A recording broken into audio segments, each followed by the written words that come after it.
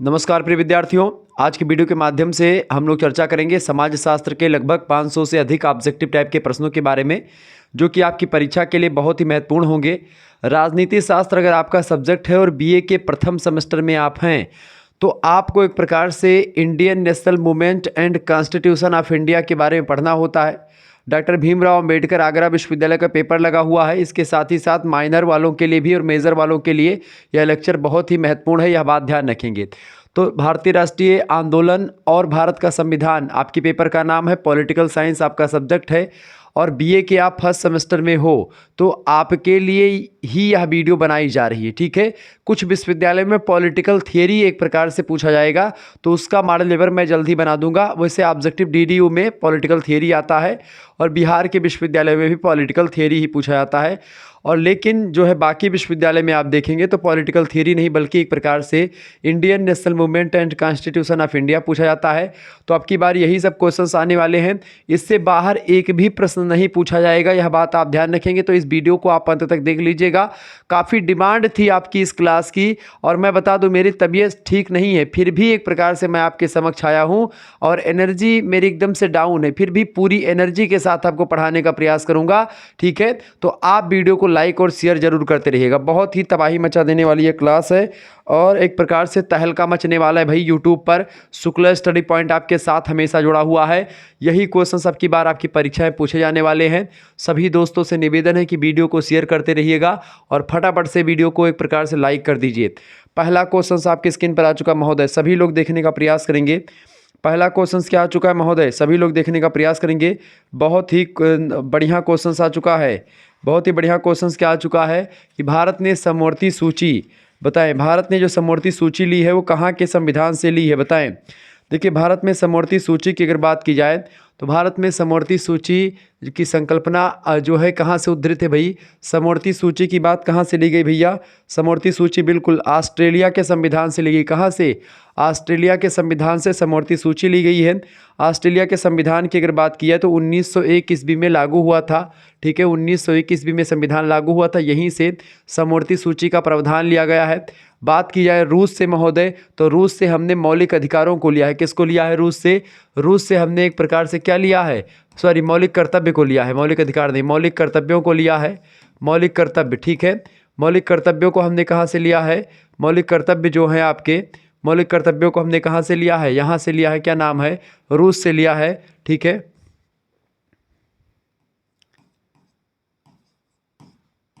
तो मौलिक कर्तव्यों को कहाँ से लिया है? रूस के संविधान से लिया गया है। मौलिक कर्तव्य जो है अनुच्छेद किस में शामिल है? अनुच्छेद 51 के का में शामिल है। अनुच्छेद भाग जो है, मतलब भाग पूछे तो भाग के 4 के का में शामिल है मौलिक कर्तव्य। ठीक है, मौलिक कर्तव्यों की संख्या कितनी है? तो पहले एक प्रकार से मूल मौलिक कर्तव्य जो थे वो 10 थे। वर्तमान में कब हैं? वर्तमान में कितने मौलिक कर्तव्य हैं? 11 मौलिक कर्तव्य हैं। ये एक जो बढ़ा है वो कब जुड़ा हुआ है भैया? ये जुड़ा हुआ है 2002 ईस्वी में। कब जुड़ा हुआ है? 2002 ईस्वी में एक प्रकार से एक संविधान संशोधन हुआ था। 86वां संविधान संशोधन कब हुआ था? 2002 में हुआ था। इसी 86वां संविधान संशोधन में एक प्रकार से एक 11वां मौलिक कर्तव्य जोड़ा गया। 11वां मौलिक कर्तव्य ये है कि एक प्रकार से प्रत्येक माता पिता का यह कर्तव्य होगा कि वह अपने एक प्रकार से बच्चों को शिक्षा उपलब्ध करवाएं। 6 से लेकर के 14 साल के जो बच्चे हैं इनको एक प्रकार से अनिवार्य शिक्षा उपलब्ध करवाने का काम एक प्रकार से उनके माता पिता, उनके गार्जियन करेंगे। यह बात आप ध्यान रखेंगे। तो यहाँ से कई क्वेश्चंस आपके तैयार हुए। मौलिक कर्तव्यों का प्रावधान भारतीय संविधान में किस देश के संविधान से लिया गया है? रूस के संविधान से लिया गया है। ठीक है, आपसे पूछेगा अच्छा रूस के संविधान के बारे में, और आपसे पूछेगा रसिया के संविधान की अगर बात की जाए तो आप सभी लोग बताने का प्रयास करेंगे। ठीक है, रसिया के संविधान में एक प्रकार से और कई सारी चीज़ें हैं जो बड़ी फेमस है, लेकिन यहाँ से मौलिक कर्तव्य लिया गया है। मौलिक कर्तव्य कहाँ पर शामिल है? अनुच्छेद 51 के का में शामिल है। और भाग पूछे मौलिक कर्तव्य किस भाग में? तो अनुच्छेद भाग 4 के का में शामिल है। मौलिक कर्तव्य की जब स्थापना हुई थी या जब शामिल किए गए थे तो कितने थे? मतलब कि उस समय मूल में तो 10 थे। मूल संविधान में मौलिक कर्तव्यों की बात नहीं की थी, इसको भी एक प्रकार से बाद में आकर के जोड़ा गया था। फिर इसके बाद में एक प्रकार से 86वां संविधान संशोधन 2002 में होता है और 11 मौलिक कर्तव्य एक प्रकार से है। तो वर्तमान में कितने मौलिक कर्तव्य हैं? 11 मौलिक कर्तव्य हैं, यह बात ध्यान रखेंगे। अमेरिका से क्या लिया गया भैया? अमेरिका से कई सारी चीज़ें ली गई हैं। जैसे अमेरिका की अगर बात की जाए तो अमेरिका से आपका लिया गया, अमेरिका का संविधान कब लागू हुआ था? 1789 ईस्वी के आसपास लागू हुआ था, ठीक है, यह बात ध्यान रखेंगे। वहाँ से संघात्मक शासन प्रणाली ली गई है, मूल अधिकार लिया गया है, बिल्कुल। और इसके अलावा स्वतंत्र और निष्पक्ष न्यायपालिका की बात और न्यायिक पुनरावलोकन का सिद्धांत, उपराष्ट्रपति का पद सब अमेरिका से लिया गया है। जो फेमस है वो कौन सा है? मौलिक कर्तव्य, ठीक है। मौलिक कर्तव्य मतलब मौलिक अधिकार। मौलिक अधिकार कहाँ से ले? Fundamental duties. मौलिक अधिकार की बात की है तो अनुच्छेद 12 से लेकर के अनुच्छेद 35 तक अनुच्छेदों में भारतीय संविधान में शामिल है। इसको भाग 3 के नाम से भी जानते हैं। तो भाग 3 अनुच्छेद 12 से 35 तक मौलिक कर्तव्य हैं। जब संविधान का निर्माण हुआ था तो 7 मौलिक कर्तव्य थे, वर्तमान में 6 मौलिक कर्तव्य हैं। एक मौलिक कर्तव्य जो घटा है वो कौन सा घटा है? वो घटा है भैया कौन सा? संपत्ति का अधिकार, ठीक है। संपत्ति का जो अधिकार है ये मौलिक अधिकारों की बात है, कर्तव्य नहीं। कर्तव्य तो रसिया के संविधान से। मौलिक कर्तव्य जो संपत्ति मौलिक अधिकार जो है फंडामेंटल राइट्स, ठीक है। संपत्ति का जो अधिकार है वह एक प्रकार से अब एक कानूनी अधिकार हो गया। तो यह भी प्रश्न पूछा जाता है कि संपत्ति का अधिकार एक कैसा अधिकार है? संपत्ति का अधिकार एक कानूनी अधिकार है, यह बात आप ध्यान रखेंगे। क्लियर? यानी वर्तमान में कितने मौलिक अधिकार हैं? केवल 6 मौलिक अधिकार हैं, यह बात आप ध्यान रखेंगे। अच्छा, कनाडा के शासन से क्या कनाडा के संविधान से क्या लिया गया है? 1946 में लागू हुआ। संघ और राज्य के बीच में एक प्रकार शक्तियों का विभाजन कनाडा के संविधान से लिया गया है। प्रश्न क्या पूछा गया था कि भारत ने समवर्ती सूची का संकल्पना कहाँ से ली है? समवर्ती सूची की बात कहाँ से करी है? ऑस्ट्रेलिया के संविधान से ली है। अगला क्वेश्चन आ चुका है, भारतीय संविधान में मूल अधिकार कहाँ के संविधान से लिया गया है? तो ऐसे ही एक प्रकार से आप देखते हैं कई सारे प्रश्न मैं बीच बीच में बताता हुआ ऐसे डिस्क्राइब करूंगा तो कई सारे प्रश्न आपके तैयार होते चलेंगे। भारतीय संविधान में मूल अधिकार को अंग्रेजी में फंडामेंटल राइट्स कहते हैं, ठीक है। इसको अमेरिका के संविधान से लिया गया है। Option number B correct answer होगा। अच्छा, आयरलैंड के संविधान से क्या लिया गया है? DPSP लिया गया है, DPSP। इसका फुल फॉर्म क्या होता है? Directive principles of state policies, यानी राज्य के नीति निर्देशक सिद्धांत कहते हैं इसको, ठीक है। अनुच्छेद किस में शामिल है ये? अनुच्छेद 36 से लेकर के अनुच्छेद 51 तक शामिल है भारतीय संविधान में नीति निर्देशक तत्व, ठीक है। इनकी बात की तो इनका भाग कितना है, किस भाग में शामिल है?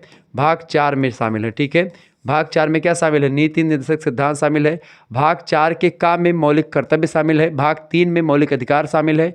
भाग 1 में राज्य और उसका संघ क्षेत्र शामिल है। भाग जो है 2 में आपका नागरिकता संबंधित है, ठीक है। इस तरीके से ये 4 भाग मैंने आपको बता दिए। तो इस तरीके से प्रश्न आपकी परीक्षा में पूछा जाता है। वहीं रही जर्मनी के संविधान की बात। जर्मनी के संविधान से जो आपातकालीन प्रावधान लिया गया है, यानी जैसे कि आपातकालीन जो प्रावधान लिया गया, राष्ट्रपति एक प्रकार से आपातकाल लगा देता है। तो आपातकालीन प्रावधान कहाँ से लिया गया है भैया? आपातकालीन जो प्रावधान है वो एक प्रकार से कहाँ से लिया गया है? आपातकालीन प्रावधान लिया गया है जर्मनी के संविधान से। जर्मनी का संविधान एक प्रकार से जो है यहाँ से क्या लिया गया है? यहाँ से एक प्रकार से चीज़ें ली गई। क्या? आपातकालीन प्रावधान। भारतीय संविधान में कितनी अनुसूचियाँ हैं? तो 12 अनुसूचियाँ हैं, यह बात भी ध्यान रखिएगा। परीक्षा में ये सब क्वेश्चन आ सकते हैं। आगे बढ़िएगा, अगला क्वेश्चन आ चुका है, विधि का शासन कहाँ से ग्रहण किया गया है? बताइएगा भाई, सभी लोग बताने का प्रयास करेंगे। विधि का शासन किस संविधान मतलब कि किस देश के संविधान से लिया गया है? विधि का शासन फटाफट से आप लोग बताने का प्रयास करेंगे। सभी दोस्तों से निवेदन है कि वीडियो को शेयर कर दीजिएगा। ऐसे ही लगातार क्वेश्चन आपकी परीक्षा के दृष्टिकोण से मैं लाता रहता हूं। बताएं, विधि का शासन कहां से ग्रहण किया गया भैया? विधि का शासन जो लिया गया है वो इंग्लैंड के संविधान से लिया गया है। इंग्लैंड के संविधान से बहुत कुछ लिया गया है, यह बात ध्यान रखेंगे। आगे बढ़ते हैं, अगला क्वेश्चन आपके स्क्रीन पर आ चुका है। प्रश्न, विधि द्वारा स्थापित प्रक्रिया कहाँ से ली गई है? विधि द्वारा स्थापित प्रक्रिया यह एक प्रकार से कहाँ से ली गई? ये जापान के संविधान से ली गई। कहाँ से? जापान देश के संविधान से क्या लिया गया है? विधि द्वारा स्थापित प्रक्रिया। नेक्स्ट क्वेश्चन आप देखेंगे। अगला प्रश्न आपकी स्क्रीन पर आ चुका है। तीव्र गति से आगे बढ़ने का प्रयास करते ताकि कम समय में मैं बहुत प्रश्नों को आपको कवर करवा पाऊँ।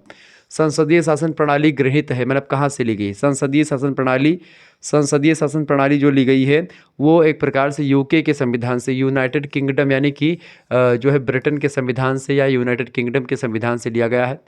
संसदीय शासन व्यवस्था मतलब कि संसद जो है कि लोकसभा राज्यसभा 2 सदन होते हैं संसद में, ठीक है। ये सब भारत की संघात्मक व्यवस्था किस देश के संविधान से मतलब संबंधित है? तो भारत की जो संघात्मक व्यवस्था है वह कहाँ से ली गई भाई? वो कनाडा के संविधान से एक प्रकार से ली गई है।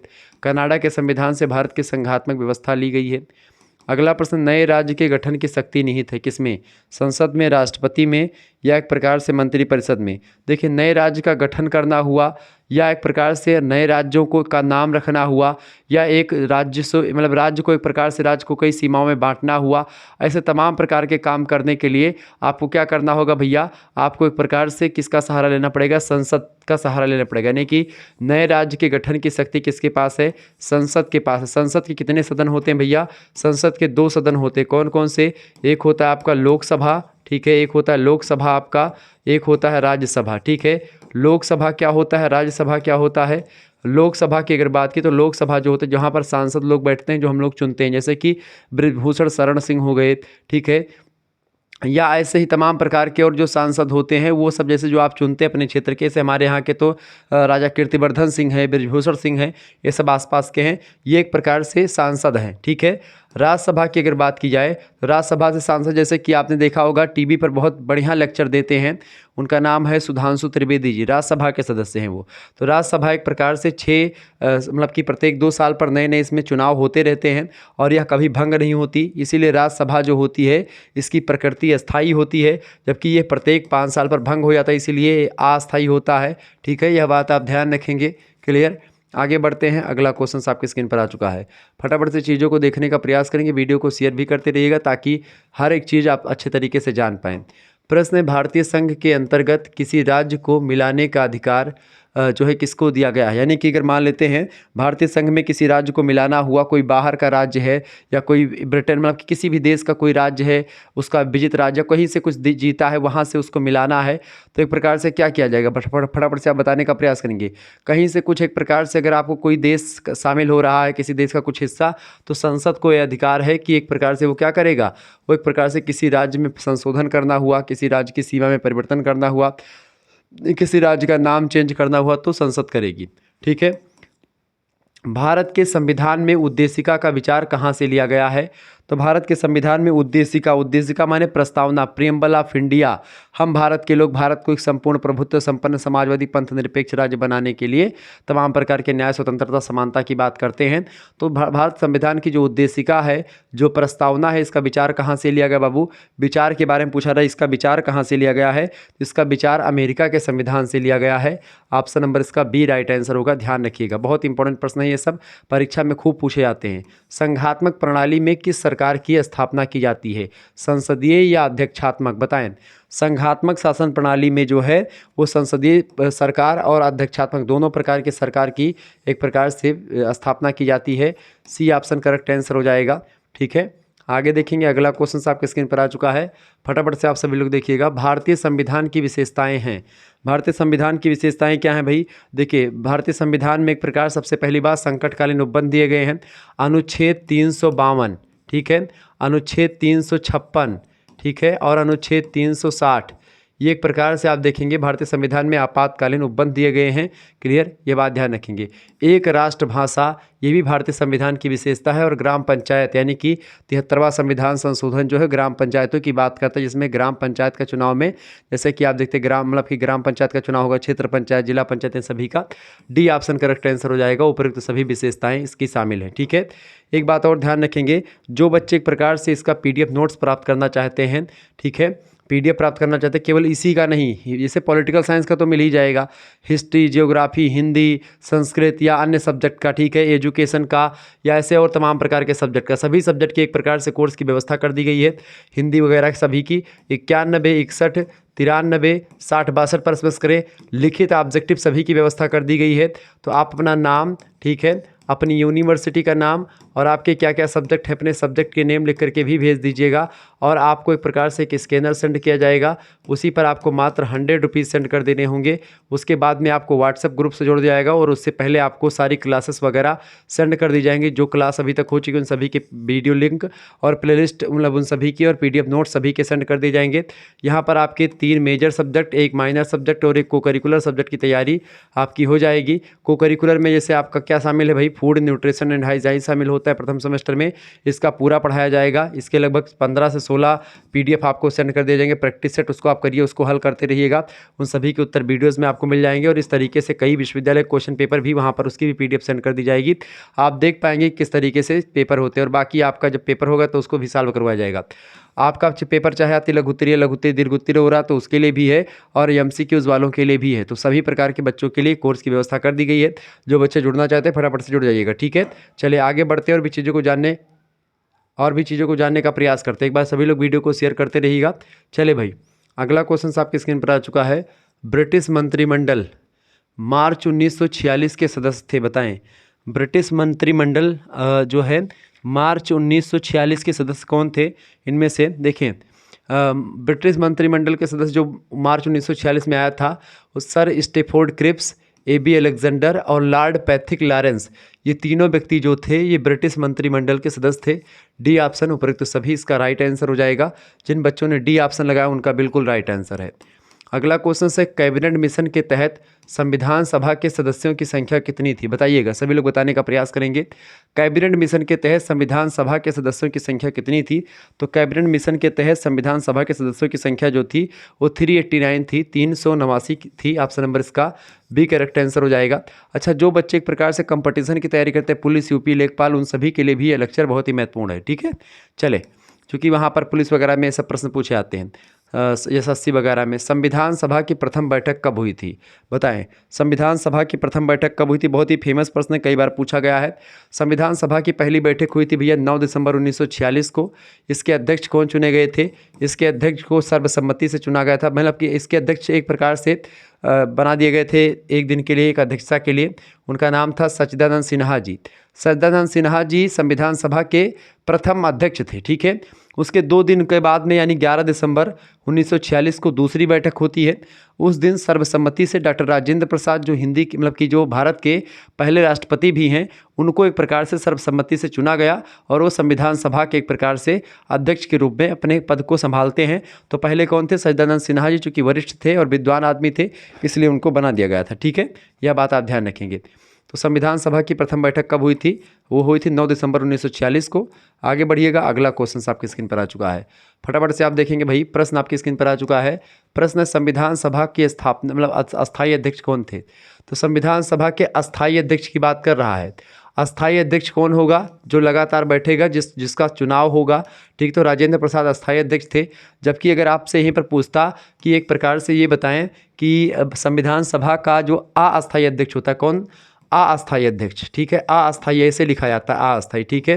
तो अगर ऐसे लिख करके पूछेगा कि संविधान सभा के अस्थायी अध्यक्ष कौन थे, तो संविधान सभा के अस्थायी अध्यक्ष थे सच्चिदानंद सिन्हा जी, जो एक प्रकार से 9 दिसंबर की डेट को, ठीक है, 9 दिसंबर की डेट को 1946 में, ठीक है, 1946 में अध्यक्षता ग्रहण करी थी। उसके ठीक 2 दिन के बाद में 11 दिसंबर 1946 को बैठते हैं कौन? जो है उनका चुनाव होता है, जो है राजेंद्र प्रसाद चुने जाते हैं, ठीक है, ध्यान रखेंगे।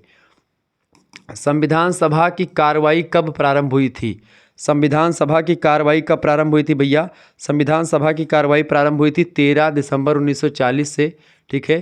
13 दिसंबर 1946, 13 दिसंबर 1946 कर लें, 13 दिसंबर 1946 से। नेक्स्ट क्वेश्चन आपके स्क्रीन पर आ चुका है। संविधान सभा का प्रारूप किसने तैयार किया था? संविधान सभा का प्रारूप तैयार करने वाले जो विद्वान हैं वो BN राव जी हैं। उनका क्या नाम है? BN राव। BN राव ने एक प्रकार संविधान सभा का प्रारूप तैयार किया था। प्रारूप समिति के सलाहकार भी थे BN राव जी, ठीक है। लोग कहते हैं एक प्रकार से बाबा साहेब भीमराव अम्बेडकर ने संविधान तैयार किया। बिल्कुल अकेले उन्होंने एक प्रकार से तो बड़ी मेहनत करी है, लेकिन उनकी टीम थी पूरी की पूरी, तो उनके टीम में बहुत सारे लोग थे। प्रारूप समिति थी पूरी की पूरी। प्रारूप समिति के अध्यक्ष थे बाबा साहेब भीमराव अम्बेडकर जी।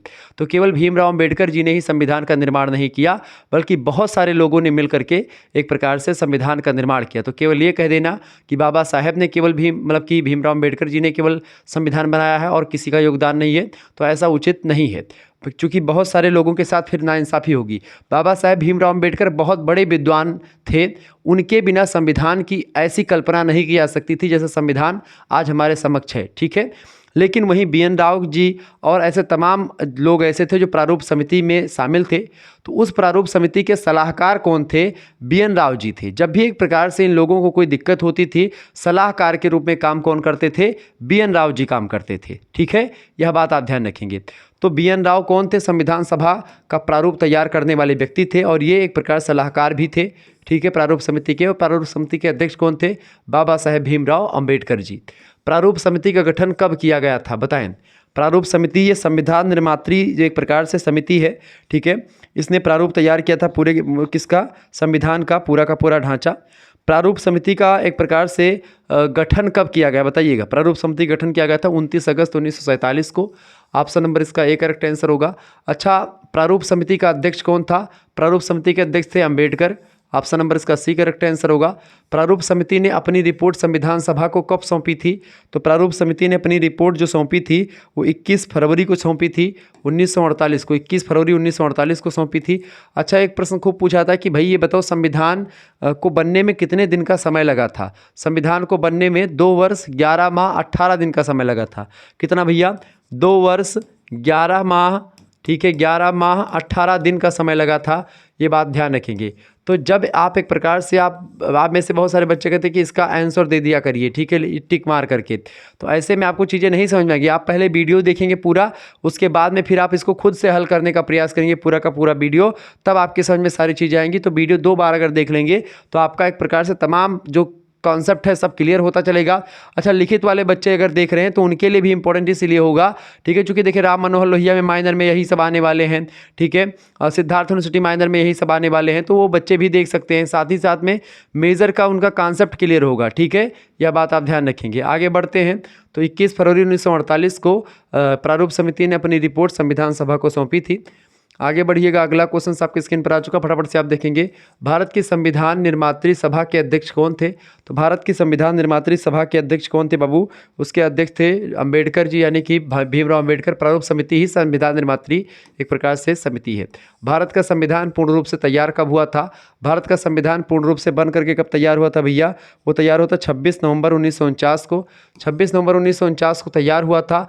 और भारतीय संविधान लागू कब हुआ था? लागू कब हुआ था भैया? 26 जनवरी को लागू हुआ था, ठीक है, 26 जनवरी 1950 को लागू हुआ था, ठीक है, ये बात ध्यान रखिए। 26 जनवरी की डेट एक प्रकार से बड़ी फेमस डेट थी और ऐतिहासिक चीज़ें थी इसमें, तो इस वजह से इस डेट को याद करने के लिए चीज़ें करी गई थी, ठीक है। चले आगे बढ़ते हैं। अगला क्वेश्चन आपकी स्क्रीन पर आ चुका, फटाफट से आप देखने का प्रयास करेंगे। वीडियो को शेयर भी करते रहिएगा, क्योंकि ऐसे ही इन्फॉर्मेटिव वीडियो मैं लगातार आपके लिए लाता रहता हूँ, ठीक है। चले महोदय आगे देखेंगे। अगला क्वेश्चन आपकी स्क्रीन पर आ चुका है, प्रश्न आपकी स्क्रीन पर आ चुका है कि ये बताएं, प्रश्न है राष्ट्रगीत गाने के लिए बाध्य करना किसका उल्लंघन होता है? अगर कोई व्यक्ति राष्ट्रगीत नहीं गा रहा है तो आप उसको गाने के लिए अगर बाध्य कर रहे हैं तो उस व्यक्ति का क्या हनन हो रहा है? स्वतंत्रता का हनन हो रहा है, ठीक है, उसके स्वतंत्रता का उल्लंघन आप कर रहे हैं। अगर वो राष्ट्रगीत नहीं गाना चाह रहा है, जैसे कि मुसलमानों को कभी कभी सुजलाम सुफलाम मलयज शीतलाम सस्य श्यामलम बातरम वंदे मातरम, वंदे मातरम गाना एक प्रकार से कोई वो नहीं है कि किसी धर्म के बारे में आप गा रहे हैं, अपने देश के बारे में गा रहे हैं। और देश की जो गीत है, राष्ट्रीय गीत है, उसको गाने में शर्म नहीं करनी चाहिए। और कोई धर्म ये नहीं कहता कि भाई उसमें सुजलाम सुफलाम मालयज शीतलाम सस्य मातरम वंदे मातरम अगर कह देंगे तो आपका धर्म आपको निकाल देगा, या आपके धर्म से कुछ दिक्कत हो जाएगी, आपके धर्म के जो एक प्रकार से बड़े बड़े पुरोधा हैं वो आपको भगा देंगे या फतवा जारी कर देंगे, आपके खिलाफ कुछ नहीं कर पाएंगे, ठीक है। वंदे मातरम में कोई बुराई नहीं है, बहुत अच्छी चीज़ है। और पहली बात ये एक प्रकार से आपके राष्ट्रीयता का प्रतीक है, ठीक है, ऐसा नहीं किसी धर्म में एक प्रकार से चीज़ें बताई गई। वंदे मातरम जो है ये एक प्रकार से बहुत बड़ी चीज़ है, बहुत उच्च कोटि की चीज़ है, इसको कहने में किसी प्रकार की शर्म नहीं करनी चाहिए। लेकिन अगर कोई ज़बरदस्ती आपसे कहलवा रहा है तो आप जाने कि आपकी स्वतंत्रता का हनन भी हो रहा है। तो प्रश्न आपसे यहीं पर पूछा जा रहा है कि राष्ट्रगीत गाने के लिए बाध्य करना किसका उल्लंघन है? तो स्वतंत्रता का उल्लंघन होता है। विदेश यात्रा का अधिकार है, बताएं विदेश यात्रा का अधिकार कैसा अधिकार है? तो एक मौलिक अधिकार है या मूल अधिकार है आपका? क्या है ये? एक मूल अधिकार है विदेश यात्रा का अधिकार, आप जा सकते हैं, आपका ये मौलिक अधिकार है, आपको कोई नहीं रोकेगा, वीजा बनवाइए जाइए, ठीक है। अगला क्वेश्चन से भारतीय संविधान मान्यता देता है, भारतीय संविधान जो है धार्मिक अल्पसंख्यकों को या भाषाई अल्पसंख्यकों को किसको मान्यता देता है भाई? भारतीय संविधान की अगर बात की जाए तो ये धार्मिक यानी धर्म के आधार पर जो कम संख्या में लोग हैं उनको भी एक प्रकार से मान्यता देता है अल्पसंख्यक की श्रेणी में, और भाषाई अल्पसंख्यक यानी जो भाषा में कम है उनको भी एक प्रकार से मान्यता देता है, दोनों को देता है। सी ऑप्शन इसका राइट आंसर होगा। आगे बढ़िएगा, अगला क्वेश्चन आपकी स्क्रीन पर आ चुका है, प्रश्न बंधुआ मजदूरी उन्मूलन या बंधुआ मजदूर उन्मूलन अधिनियम संसद ने कब पारित किया? बताएं। बंधुआ मजदूर अधिनियम संसद ने कब पारित किया था भाई? बंधुआ मजदूर जो था वो एक प्रकार से उसको ख़त्म करने के लिए 1970 में अधिनियम आया था। ये ऑप्शन नंबर इसका बी करेक्ट आंसर होगा। याद कर लीजिएगा, प्रश्न इंपॉर्टेंट है, यही सब प्रश्न आएंगे। कल्याणकारी राज्य की संकल्पना का समावेश भारत के संविधान में है, बताएं। कल्याणकारी राज्य की संकल्पना का समावेश भारत के संविधान में है, किसमें? तो कल्याणकारी राज्य की बात एक प्रकार से किसमें की गई है? बिल्कुल नीति निर्देशक तत्वों में की गई है, नीति निर्देशक तत्वों में की गई है, यह बात आप ध्यान रखेंगे। ओके, ये अच्छा, भारतीय संविधान की चाबी किसे कहते हैं? तो भारतीय संविधान की कुंजी कहा जाता है प्रस्तावना को, ठीक है। और मौलिक अधिकार एक प्रकार से इसको एक प्रकार से क्या कहते हैं? मैग्ना कार्टा कहा जाता है। क्लियर। अगला प्रश्न है, संविधान किसके शोषण के विरुद्ध अधिकार स्वीकृत करता है? तो जो एक प्रकार से जो है बच्चों के, जनजातियों के या स्त्रियों के, इन सभी के एक प्रकार शोषण के विरुद्ध अधिकार को स्वीकृत करता है। इसका राइट आंसर क्या हो जाएगा? इसका राइट आंसर आपका हो जाएगा भैया, राइट आंसर क्या हो जाएगा? डी ऑप्शन, बिल्कुल डी ऑप्शन इसका राइट आंसर होगा, उपरोक्त सभी। आगे बढ़िएगा, अगला क्वेश्चन आपकी स्क्रीन पर आ चुका है, फटाफट से आप देखेंगे। प्रश्न बाबू, प्रश्न क्या है कि राज्य के नीति निर्देशक तत्वों का उद्देश्य किसकी स्थापना करने से है? सामाजिक प्रजातंत्र और आर्थिक प्रजातंत्र, या फिर दोनों, बताएं। तो राज्य का जो नीति निर्देशक सिद्धांत है, डीपीएसपीज है, इसका उद्देश्य जो है ये है भाई सामाजिक और आर्थिक प्रजातंत्र का या लोकतंत्र की स्थापना करना। नीति निर्देशक तत्व संविधान के किस भाग में है? तो नीति निर्देशक तत्व जो है भाग 4 में है। भाग 3 में मौलिक अधिकार हैं, ठीक है। भाग 3 में क्या है भैया? भाग 3 में मौलिक अधिकारों की बात करी गई है। भाग 3 में क्या है? मौलिक अधिकार की बात करी गई है, ये बात आप ध्यान रखेंगे। भाग 5 की बात की तो राष्ट्रपति से रिलेटेड है भाग 5। अगला क्वेश्चन से नीति निर्देशक तत्व किस अनुच्छेद में है? नीति निर्देशक तत्व जो है 36 से लेकर के अनुच्छेद 51 तक नीति निर्देशक सिद्धांतों की बात करी गई। बी ऑप्शन करेक्ट आंसर हो जाएगा इसका। आगे बढ़िएगा, पूरा का पूरा भाग 4 ही है। देखिए, नीति निर्देशक सिद्धांत जो है एक प्रकार से ये राज्य के कुछ कर्तव्य होते हैं जनता के प्रति, तो एक प्रकार से आप ज़बरदस्ती नहीं ले सकते हैं उससे, ठीक है। राज्य या देश चाहेगा तभी वो देगा, नहीं चाहेगा तो उसको आप ज़बरदस्ती नहीं ले पाएंगे। नीति निर्देशक तत्व कहाँ से लिए गए हैं? आयरलैंड के संविधान से लिए गए। कहाँ से? आयरलैंड के संविधान से भारतीय संविधान में ग्रहण किया गया है। अगला क्वेश्चन से नीति निर्देशक सिद्धांत हैं वाद योग्य हैं या वाद योग्य नहीं या मौलिक अधिकार हैं? देखें, ये एक प्रकार से क्या है, नीति निर्देशक तत्व जो हैं यह एक प्रकार से बिल्कुल वाद योग्य नहीं, यानी इसको लेकर के आप विवाद नहीं कर सकते, यानी कि इसको लेकर के आप सुप्रीम कोर्ट नहीं जा सकते। अगर कोई राज्य जो उसमें लिखा बात है और कोई देश वो काम नहीं कर रहा, या भारत देश एक प्रकार से आपको जो एक प्रकार से मौलिक अधिकार में लिखी चीज़ें उस पर नहीं काम कर रहा है, तो आप उसको एक प्रकार से जो है उसके खिलाफ नहीं जा सकते, ठीक है। जबकि मौलिक अधिकार में जो चीज़ें लिखी हैं, अगर उसका एक प्रकार से हनन होता है तो आप सुप्रीम कोर्ट तक भी जा सकते हैं, देश के खिलाफ भी काम कर सकते हैं, ठीक है। मतलब देश के खिलाफ भी जा सकते हैं सुप्रीम कोर्ट में। समान कार्य के लिए समान वेतन किसका अंग है? समान कार्य के लिए समान वेतन जो है ये भी नीति निर्देशक सिद्धांतों में ही बताया गया है कि समान कार्य के लिए समान वेतन की बात करी गई है, ठीक है। आगे देखिएगा, अगला क्वेश्चन आपकी स्क्रीन पर आ चुका महोदय, फटाफट से आप देखने का प्रयास करेंगे। बहुत ही ज़बरदस्त क्वेश्चन है। ऐसे ही प्रश्नों के लिए आप हमारे चैनल को सब्सक्राइब करें और वीडियो को लाइक करते रहें। चलें, प्रश्न आपकी स्क्रीन पर आ चुका है कि मूल अधिकारों का समर्थन किसके द्वारा किया गया? बताइए, मूल अधिकारों का समर्थन किसके द्वारा किया गया है? तो नेहरू रिपोर्ट में एक प्रकार से किया गया है मूल अधिकारों का समर्थन। नेहरू रिपोर्ट में ऑप्शन नंबर 1 करेक्ट आंसर होगा। अस्पृश्यता अपराध अधिनियम कब पारित किया गया? अस्पृश्यता अपराध अधिनियम जो पारित किया गया था भैया, कब पारित किया गया? फटाफट से आप बताएंगे।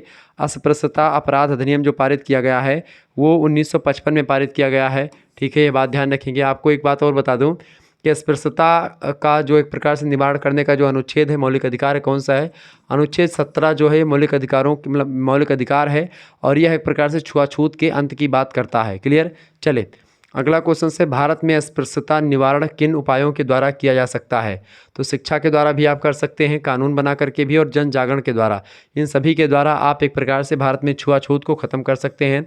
ऑप्शन नंबर इसका डी करेक्ट आंसर होगा, और लगभग एक अपने खात्मे की ओर भी है ये, ठीक है। आगे देखेंगे, अगला क्वेश्चन है संपत्ति के मौलिक अधिकार को कब समाप्त किया गया है? संपत्ति के मौलिक अधिकार को कब समाप्त किया गया भैया? संपत्ति के मौलिक अधिकार को 1978 में समाप्त किया गया था। 1978 में हुआ क्या था? 44वां संविधान संशोधन हुआ था, ठीक है। 44वां संविधान संशोधन हुआ था, ठीक है। इसी संविधान संशोधन के द्वारा एक प्रकार से क्या हुआ था भैया? इसी संविधान संशोधन के द्वारा भारतीय संविधान का एक मौलिक अधिकार को हटा दिया गया, और अब 6 मौलिक अधिकार बचे। संपत्ति के मौलिक अधिकार को कानूनी अधिकार बना दिया गया था, ठीक है। ध्यान रखेंगे। कौन मूल अधिकार के अंतर्गत नहीं आता है? देखिए, समानता आता है, ठीक है, स्वतंत्रता का अधिकार, शोषण के विरुद्ध अधिकार और समानता का अधिकार। संपत्ति का अधिकार नहीं आता, तो करेक्ट आंसर इसका क्या हो जाएगा? संपत्ति का अधिकार। डी ऑप्शन इसका राइट आंसर होगा।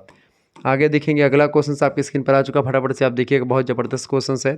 प्रश्न है, भारतीय संविधान कौन सा अधिकार नहीं प्रदान करता है? देखिए, भारतीय संविधान समान आवास का अधिकार या समानता का अधिकार और स्वतंत्रता का अधिकार देता है। समान आवास के अधिकार की बात भारतीय संविधान नहीं करता। ऑप्शन नंबर इसका ए करेक्ट आंसर हो जाएगा, ठीक है। तो समान आवास के अधिकार की बात नहीं करता। भाई, सबको समान आवास थोड़ी ना दे पाता भारतीय संविधान। सूचना का अधिकार कैसा अधिकार है, बताएं? सूचना का अधिकार जो है एक विधिक अधिकार है, एक कानूनी अधिकार है, ठीक है। ऑप्शन नंबर इसका बी करेक्ट आंसर होगा। आगे बढ़िएगा, मौलिक अधिकारों का संरक्षक है। मौलिक अधिकारों का संरक्षक कौन है भाई? मौलिक अधिकारों का संरक्षक कौन है? न्यायपालिका, सुप्रीम कोर्ट जो है ये रक्षा करती है मौलिक अधिकारों की। अगर आपके मौलिक अधिकार हनन हो रहा है तो आप सुप्रीम कोर्ट जा सकते हो, ठीक है। आगे देखेंगे, अगला क्वेश्चन आपकी स्क्रीन पर आ चुका है, फटाफट से आप देखेंगे। प्रश्न है, भारतीय नागरिकों के मौलिक अधिकारों का वर्णन किसमें किया गया है? अनुच्छेद 12 से लेकर के अनुच्छेद 35 तक भारतीय संविधान के अनुच्छेद हैं ये, ठीक है, और ये मौलिक अधिकारों की बात इसमें करी गई है। ऑप्शन नंबर इसका ए करेक्ट आंसर होगा। मौलिक कर्तव्य किससे संबंधित है? मौलिक कर्तव्य जो है किससे? प्रथम संशोधन, 42वां या 9वां संशोधन या 10वां संशोधन से। तो मौलिक कर्तव्य कब जोड़े गए हैं भाई? मौलिक कर्तव्य जो रूस के संविधान से लिए गए हैं, ये 42वें संविधान संशोधन में जोड़े गए हैं। 42वां संविधान संशोधन कब हुआ था? 1976 में हुआ था, नोट डाउन कर लीजिएगा। 1976 में हुआ था 42वां संविधान संशोधन। 42वें संविधान संशोधन को ही मिनी कॉन्स्टिट्यूशन के नाम से जानते हैं। लघु संविधान भी इसको कहते हैं। लघु संविधान मतलब कि इसमें इतना संशोधन कर दिया था इंदिरा गांधी ने जिसका कोई जवाब नहीं। 1975-76 में आप देखते हैं कि भाई वो भी लागू था, जो है क्या नाम है, राष्ट्रपति शासन, राष्ट्रीय आपातकाल। इंसानों के अनैतिक व्यापार का निषेध किस अनुच्छेद के अंतर्गत आता है? यानी कि जो इंसानों का एक प्रकार से कभी कभी व्यापार होता था, इंसानों को बेच दिया जाता था, छोटे बच्चों को हो या स्त्रियों को हो, ठीक है, या छोटे मतलब कि जो काम करने वाले लोग होते थे उनको बेच देते थे विदेशों में लोग। एक प्रकार से अनुच्छेद 23 जो है वो बालाश्रम और इन पर एक प्रकार से रोक लगाता है। ऑप्शन नंबर इसका सी करेक्ट आंसर होगा। आगे देखेंगे, तस्करी पर भेद करता है, मतलब कि रोक लगाता है। कौन सा अधिकार सभी व्यक्तियों को प्राप्त होता है, बताएं? कौन सा अधिकार सभी व्यक्तियों को प्राप्त होता है? तो इनमें से विधि के समक्ष समता, यानी कि कानून के नज़र में सभी व्यक्ति बराबर हैं।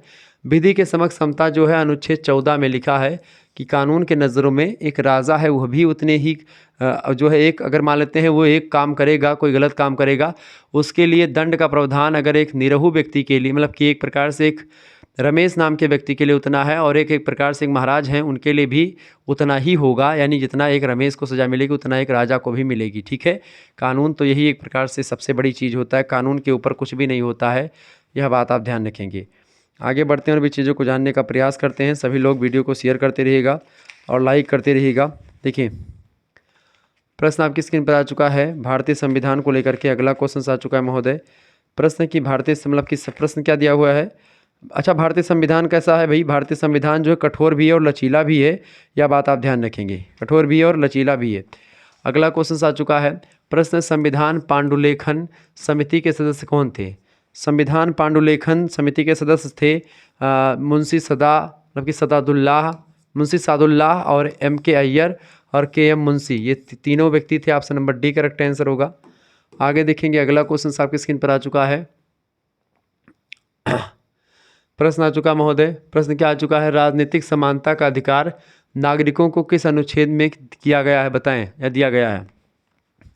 राजनीतिक समानता का अधिकार नागरिकों को किस अनुच्छेद में दिया गया है? वो अनुच्छेद 326 में दिया गया है। ऑप्शन नंबर इसका बी करेक्ट आंसर हो जाएगा। आगे बढ़िएगा, अगला क्वेश्चन आ चुका है, संविधान के मूल ढांचे में संशोधन को लेकर के सबसे अधिक विवाद किस सरकार में हुआ, बताएं? फटाफट से आप बताने का प्रयास करेंगे। संविधान के मूल ढांचे में संशोधन को लेकर के सबसे अधिक विवाद किस सरकार में हुआ था? तो वो एक प्रकार से इंदिरा गांधी सरकार थी। उसी समय में एक प्रकार से संविधान के मूल ढांचे में संशोधन को लेकर के बड़ा एक प्रकार से विवाद हुआ था, क्योंकि इंदिरा गांधी एक प्रकार से बहुत सारी चीज़ों को परिवर्तित कर दी थी, ठीक है, ये बात आप ध्यान रखेंगे। आगे देखेंगे, अगला क्वेश्चन आपकी स्क्रीन पर आ चुका है।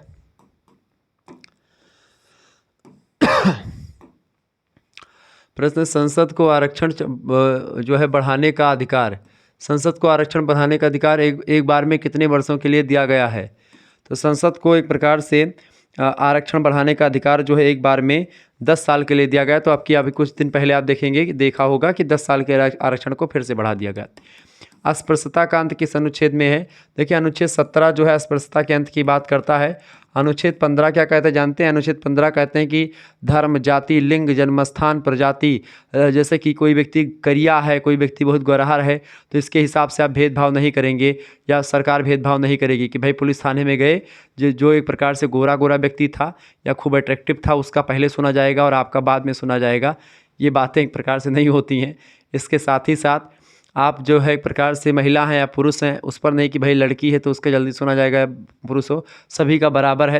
यानी धर्म, जाति, आप किस हिंदू हैं, मुसलमान हैं, आप ब्राह्मण हैं, क्षत्रिय हैं, वैश्य, शूद्र हैं, कोई मतलब नहीं उससे। कानून के नज़र में आप बस एक इंसान हैं और इंसान होने के नाते सभी समान हैं।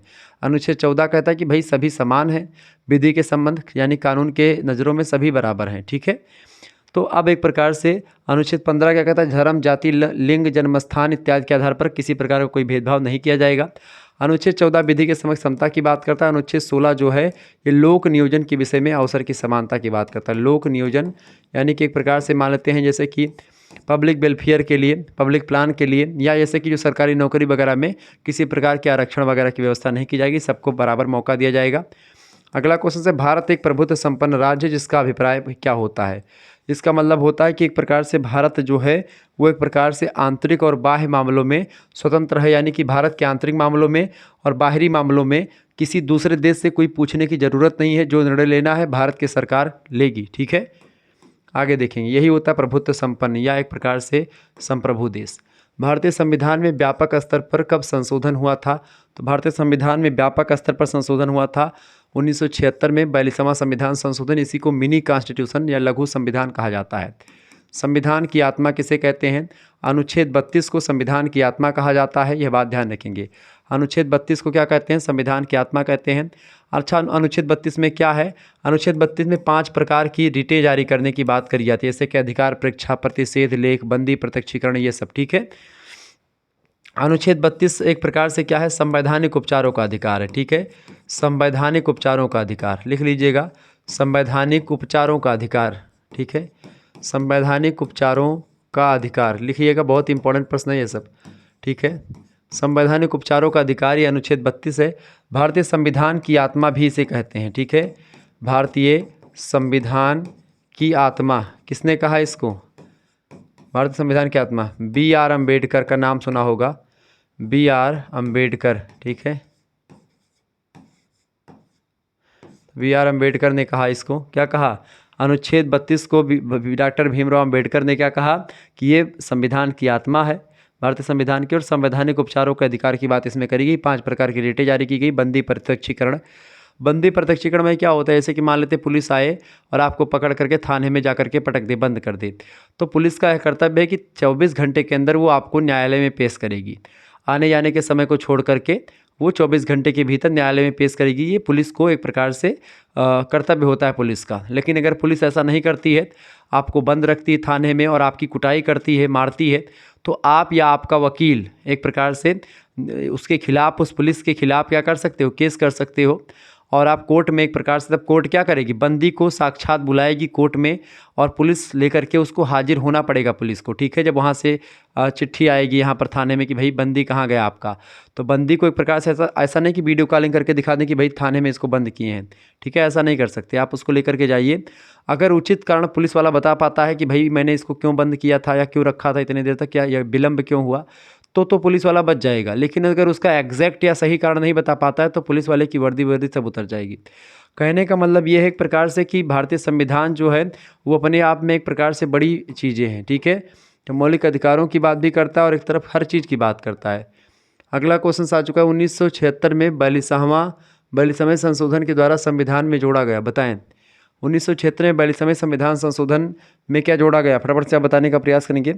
1976 में एक प्रकार से 42वें संविधान संशोधन में एक प्रकार से क्या जोड़ा गया था? समाजवादी, पंथ निरपेक्ष और एक प्रकार से अखंडता शब्द को जोड़ा गया। ऑप्शन नंबर इसका सी करेक्ट आंसर होगा।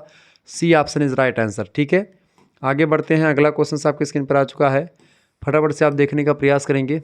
चले भाई, प्रश्न आ चुका, सबसे अधिक सदस्य लोकसभा एवं राज्यसभा में किस प्रदेश से चुने जाते हैं? बताइएगा। सभी लोग बताने का प्रयास करेंगे। बहुत ही ज़बरदस्त क्वेश्चन आ चुका है।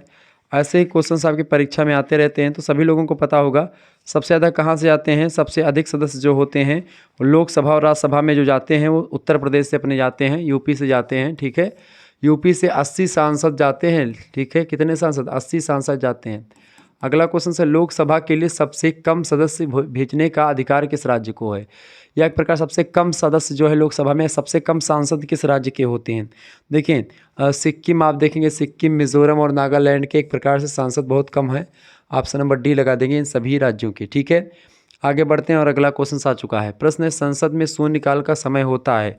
संसद में शून्यकाल का जो समय होता है, प्रश्नकाल के ठीक बाद शून्यकाल का समय आता है। ए ऑप्शन इसका करेक्ट आंसर होगा। आगे बढ़िएगा, अगला क्वेश्चन आ चुका है। तीव्र गति से हम आगे बढ़ेंगे, नहीं तो बड़ा लंबा समय चला जाएगा। प्रश्न आपकी स्क्रीन पर आ चुका है भाई। प्रश्न है, राष्ट्रपति किस विधेयक पर हस्ताक्षर करने से मना नहीं कर सकता? तो राष्ट्रपति जो है वो एक प्रकार से वित्त विधेयकों पर हस्ताक्षर करने से मना नहीं कर सकता। सी ऑप्शन राइट आंसर होगा। राज्यसभा के 1/3 सदस्य कितने वर्ष बाद अवकाश प्राप्त करते हैं?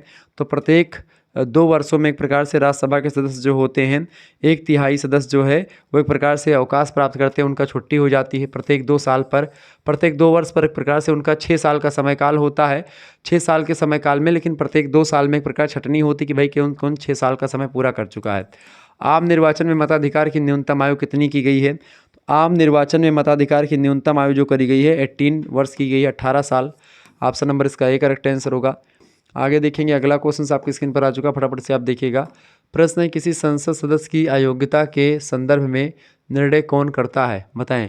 किसी संसद की अयोग्यता के संदर्भ में निर्णय जो करेगा राष्ट्रपति करेगा, यानी संसद योग्य है कि अयोग्य है, उसके अगर उस पर कोई निर्णय की बात आएगी तो राष्ट्रपति जो है वो एक प्रकार से निर्णय करेगा कि कौन सा सांसद योग्य है, कौन सा सांसद अयोग्य है। संसद के संयुक्त अधिवेशन की अध्यक्षता कौन करता है? संसद के 2 सदन होते हैं ना, लोकसभा और राज्यसभा। तो लोकसभा और राज्यसभा का कभी जब इकट्ठी मीटिंग होती है तो उसकी अध्यक्षता कौन करेगा? लोकसभा का अध्यक्ष ही करेगा, उसकी भी एक प्रकार से अध्यक्षता।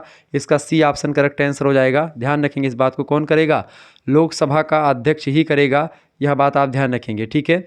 अच्छा, जो है राज्यसभा का एक प्रकार से जो सभा, मतलब कि राज्यसभा का एक प्रकार से जो अध्यक्ष होता है, कौन होता है? राज्यसभा का अध्यक्ष जो होता है वो उपराष्ट्रपति जो भारत का होता है, वही लोकसभा का मतलब राज्यसभा का पदेन सभापति होता है, ठीक है। भारत का उपराष्ट्रपति राज्यसभा का पदेन सभापति होता है। अगला क्वेश्चन है, लोकसभा की अधिकतम संख्या हो सकती है। लोकसभा की अधिकतम संख्या कितनी हो सकती है? 552 के आसपास हो सकती है अधिकतम, उससे ज़्यादा नहीं हो सकती लोकसभा के। यानी सांसद कितने हो सकते हैं भारत में? अधिकतम 552 सांसद ही हो सकते हैं, उससे अधिक नहीं हो सकते। अगला प्रश्न है, संसद का अधिवेशन 1 वर्ष में कितनी बार होना आवश्यक है? तो संसद का अधिवेशन 1 वर्ष में लगभग 2 बार का होना आवश्यक है, यानी कि एक साल में 2 बार अधिवेशन करना जरूरी होता है। बी ऑप्शन करेक्ट आंसर हो जाएगा। संसद का अधिवेशन बुलाया जाता है। संसद का अधिवेशन कौन बुलाता है? राष्ट्रपति बुलाता है, इसका ए ऑप्शन करेक्ट आंसर होगा, ठीक है। राष्ट्रपति भी संसद का अंग होता है, बात आप ध्यान रखेंगे, ठीक है। चलें आगे देखते हैं, अगला क्वेश्चन आपकी स्क्रीन पर आ चुका है, फटाफट से आप देखिएगा। सभी दोस्तों से निवेदन है वीडियो को शेयर करते रहिएगा। चले, प्रश्न आपकी स्क्रीन पर आ चुका महोदय। प्रश्न आपकी स्क्रीन पर क्या आ चुका है, सभी लोग देखने का प्रयास करेंगे। प्रश्न बहुत ही ज़बरदस्त आ चुका है। देखिए, भारत में प्रश्न, ये मैंने कल चर्चा भी किया था इस प्रश्न को, मैंने कहा कि फिर से आज रिवीजन करवा दें आपका। प्रश्न क्या है आपका? प्रश्न है कि भारत में प्रथम स्वतंत्रता आंदोलन कब हुआ था? भारत में प्रथम स्वतंत्रता आंदोलन हुआ था 1857 ईस्वी में। Option number B correct answer होगा। ईस्ट इंडिया कंपनी भारत में व्यापार करने के उद्देश्य से पहली बार कब आई थी? तो ये आई थी, कब आई थी भैया, फटाफट से आप बताने का प्रयास करेंगे। ये आई थी दिसंबर 2016, मतलब कि 1600 ईस्वी में, दिसंबर 1600 ईस्वी में, दिसंबर महीने में। इल्बर्ट बिल कब पारित हुआ था? इल्बर्ट बिल जो पारित हुआ था 1883 में पारित हुआ। ए ऑप्शन इसका राइट आंसर होगा। आगे बढ़िएगा, अगला क्वेश्चन आपके स्क्रीन पर आ चुका है, फटाफट से आप देखने का प्रयास करेंगे। फटाफट से आप देखिएगा भाई, सभी लोग देखेंगे। अगला क्वेश्चन, भारत में ईस्ट इंडिया कंपनी का शासन कब समाप्त हुआ? भारत में ईस्ट इंडिया कंपनी का शासन जो समाप्त हुआ था 1857 में समाप्त हुआ था, इसका ए ऑप्शन करेक्ट आंसर होगा।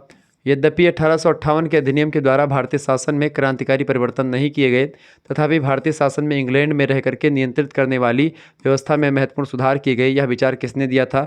इस विचार को दिया था पायली नाम के एक विद्वान ने। ऑप्शन नंबर इसका बी करेक्ट आंसर होगा। भारतीय राष्ट्रीय कांग्रेस की स्थापना किसके द्वारा की गई थी? भारतीय राष्ट्रीय कांग्रेस की स्थापना जो की गई थी महोदय, भारतीय राष्ट्रीय कांग्रेस की स्थापना किसके द्वारा की गई, बताइएगा। भारतीय राष्ट्रीय कांग्रेस की स्थापना अलेक्जेंडर ऑक्टेवियन ह्यूम, यानी कि ए यू ह्यूम के अध्यक्षता में करी गई थी 1885 में।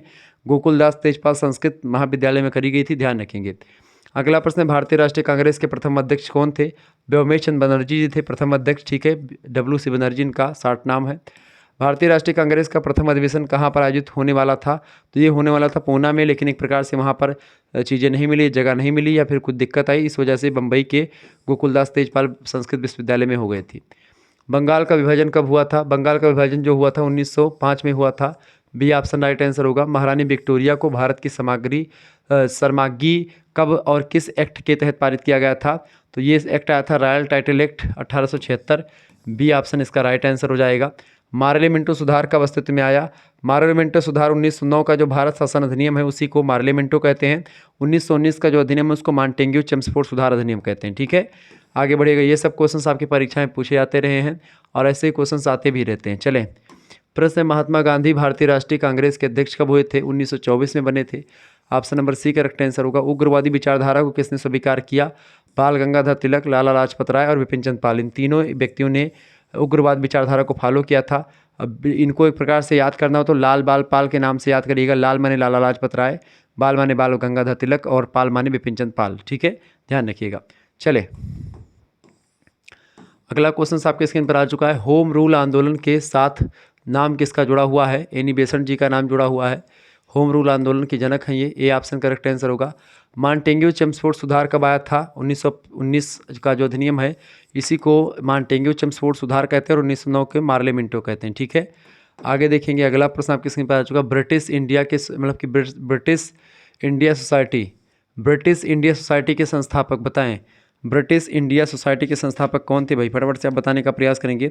ब्रिटिश इंडिया सोसाइटी के संस्थापक जो थे उनका नाम था Dadabhai Naoroji. Grand old man of India, ठीक है, option number B correct answer होगा। उदारवादी माने जाते हैं कौन? सुरेंद्रनाथ बनर्जी जी जो हैं उदारवादी माने जाते हैं। बाकी एक प्रकार से विपिन चंद्र पाल, गरम दल के नेता तिलक, बाल गंगाधर तिलक और लाला लाजपत राय, ये सब गरम दल के नेता हैं, ध्यान रखेंगे इस बात को। उग्रवादी आंदोलन कब से कब तक रहा भैया? उग्रवादी आंदोलन 1906 में प्रारंभ होता है और 1919 तक जाता है, ठीक है।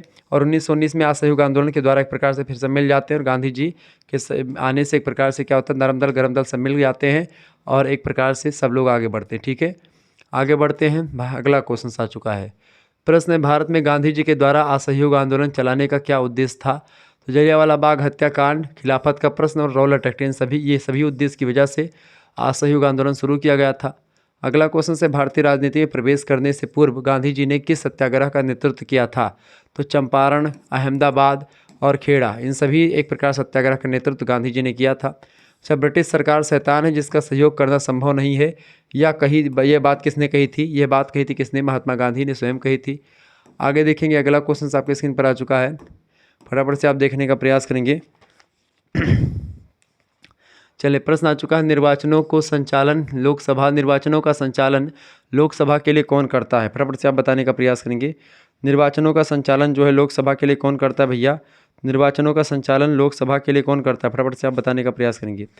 निर्वाचनों का संचालन लोकसभा के लिए कौन करता है? बिल्कुल सभी लोग बताने का प्रयास करेंगे बाबू। बहुत ही महत्वपूर्ण क्वेश्चन आ चुका है। बिल्कुल, निर्वाचनों का संचालन लोकसभा के लिए कौन करता है? बिल्कुल, कौन करता है? ए ऑप्शन, निर्वाचन आयोग करता है। कौन करता है? निर्वाचन आयोग करता है। ए ऑप्शन राइट आंसर होगा। लोकसभा सदस्यों की संख्या अधिकतम हो सकती है। लोकसभा के सदस्यों की अधिकतम संख्या कितनी हो सकती है? 552 हो सकती है, उससे अधिक नहीं हो सकती। इसका सी ऑप्शन राइट आंसर होगा। लोकसभा में अनुसूचित जनजाति के लिए किस राज्य में सर्वाधिक सीटें आरक्षित हैं? यानी जो जनजातियाँ होती हैं और अनुसूचित यानी कि शेड्यूल्ड ट्राइब्स, उनके लिए किस राज्य में सर्वाधिक सीटें आरक्षित हैं भाई? तो उनके लिए एक प्रकार से उत्तर प्रदेश में सर्वाधिक सीटें आरक्षित हैं। ऑप्शन नंबर इसका बी करेक्ट आंसर होगा।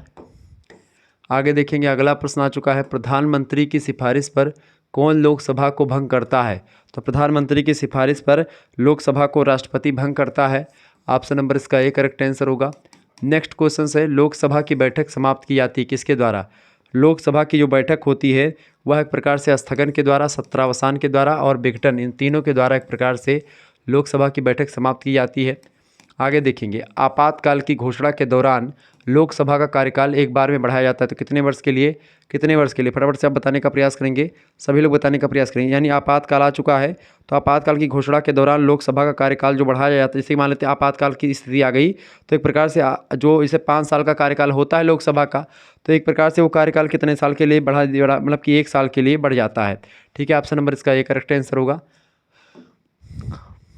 आगे देखेंगे, अगला क्वेश्चन आ चुका है, राज्यसभा में किस अनुपात में राज्यों का प्रतिनिधित्व किया मतलब कि दिया जाता है, बताएं। राज्यसभा में किस अनुपात में राज्यों को प्रतिनिधित्व दिया जाता है, यानी किस राज्य से कितने सांसद आएंगे, ये एक प्रकार से ये जनसंख्या पर डिपेंड करता है। यूपी से ज़्यादा लोग जाते हैं राज्यसभा में भी, ये ऑप्शन करेक्ट आंसर होगा। संसद के कितने अंग होते हैं, बताएं। संसद के बेसिकली कितने अंग हैं, वैसे तो 2 अंग हैं लेकिन राष्ट्रपति भी इसमें शामिल है तो 3 अंग होते हैं। ठीक है, संसद के 3 अंग कौन कौन से, लोकसभा, राज्यसभा और राष्ट्रपति। ठीक, इसका बी ऑप्शन राइट आंसर होगा। राज्यसभा के सदस्य किसके द्वारा चुने जाते हैं, तो राज्यसभा के जो सदस्य होते हैं बाबू, ये एक प्रकार से जनसंख्या के मतलब किसके द्वारा चुने जाते हैं, राज्यसभा के जो सदस्य होते हैं किसके द्वारा चुने जाते हैं, राज्यसभा के सदस्य जो हैं वह विधानसभा के द्वारा चुने जाते हैं। किसके द्वारा, विधानसभाओं के द्वारा चुने जाते हैं। ऑप्शन नंबर इसका बी करेक्ट आंसर हो जाएगा। आगे बढ़िएगा,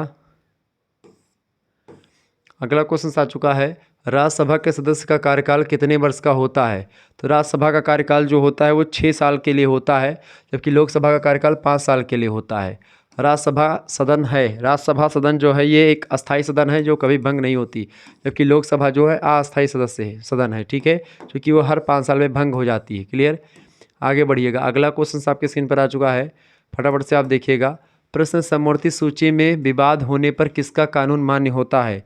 समवर्ती सूची में मान लेते हैं कोई समवर्ती सूची एक ऐसी सूची है जिस पर केंद्र सरकार और राज्य सरकारें दोनों कानून बनाती हैं, लेकिन जब एक प्रकार से कभी कभी क्या होता है कि मान लेते हैं कोई एक ही मुद्दा है, उसी मुद्दे पर केंद्र सरकार ने भी कानून बना दिया है और उसी मुद्दे पर राज्य सरकार ने भी कानून बना दिया है, तो ऐसी स्थिति में क्या होगा, ऐसी स्थिति में जो केंद्र सरकार का कानून होगा वह मान्य होगा। कौन सा होगा भैया, केंद्र सरकार का जो कानून होगा वही मान्य होगा। ठीक है, बाकी कानून नहीं मान्य होंगे, केंद्र सरकार का कानून वहाँ पर मान्य होगा। क्लियर, केंद्र सरकार का कानून वहाँ पर मान्य होगा, ए ऑप्शन राइट आंसर होगा।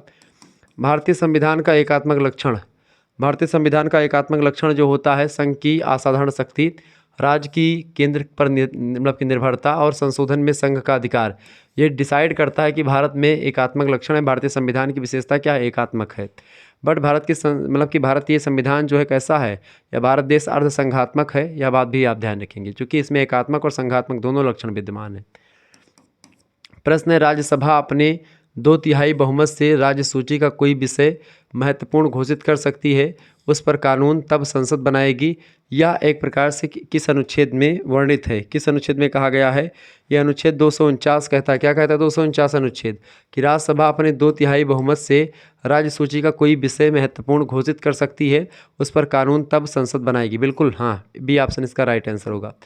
आगे बढ़िएगा, अगला क्वेश्चन आ चुका है, एकात्मक लक्षणों में शामिल है एकीकृत न्याय, अंतर्राष्ट्रीय अंतर्राज्यीय और क्षेत्रीय परिषद, संघ का केंद्र शासित प्रदेशों पर पूर्ण अधिकार, ये सब एक प्रकार से भारतीय संविधान के एकात्मक लक्षण को दर्शाते हैं। डी ऑप्शन उपयुक्त सभी इसका राइट आंसर होगा। केंद्र राज्य संबंध मतलब कि म्यूनिसिपल संबंध किस विषय पर है, केंद्र राज्य संबंध जो है, केंद्र राज्य संबंध म्यूनिसिपल संबंध जो है ये वित्तीय एक प्रकार से विषय पर होता है, ए ऑप्शन राइट आंसर हो जाएगा।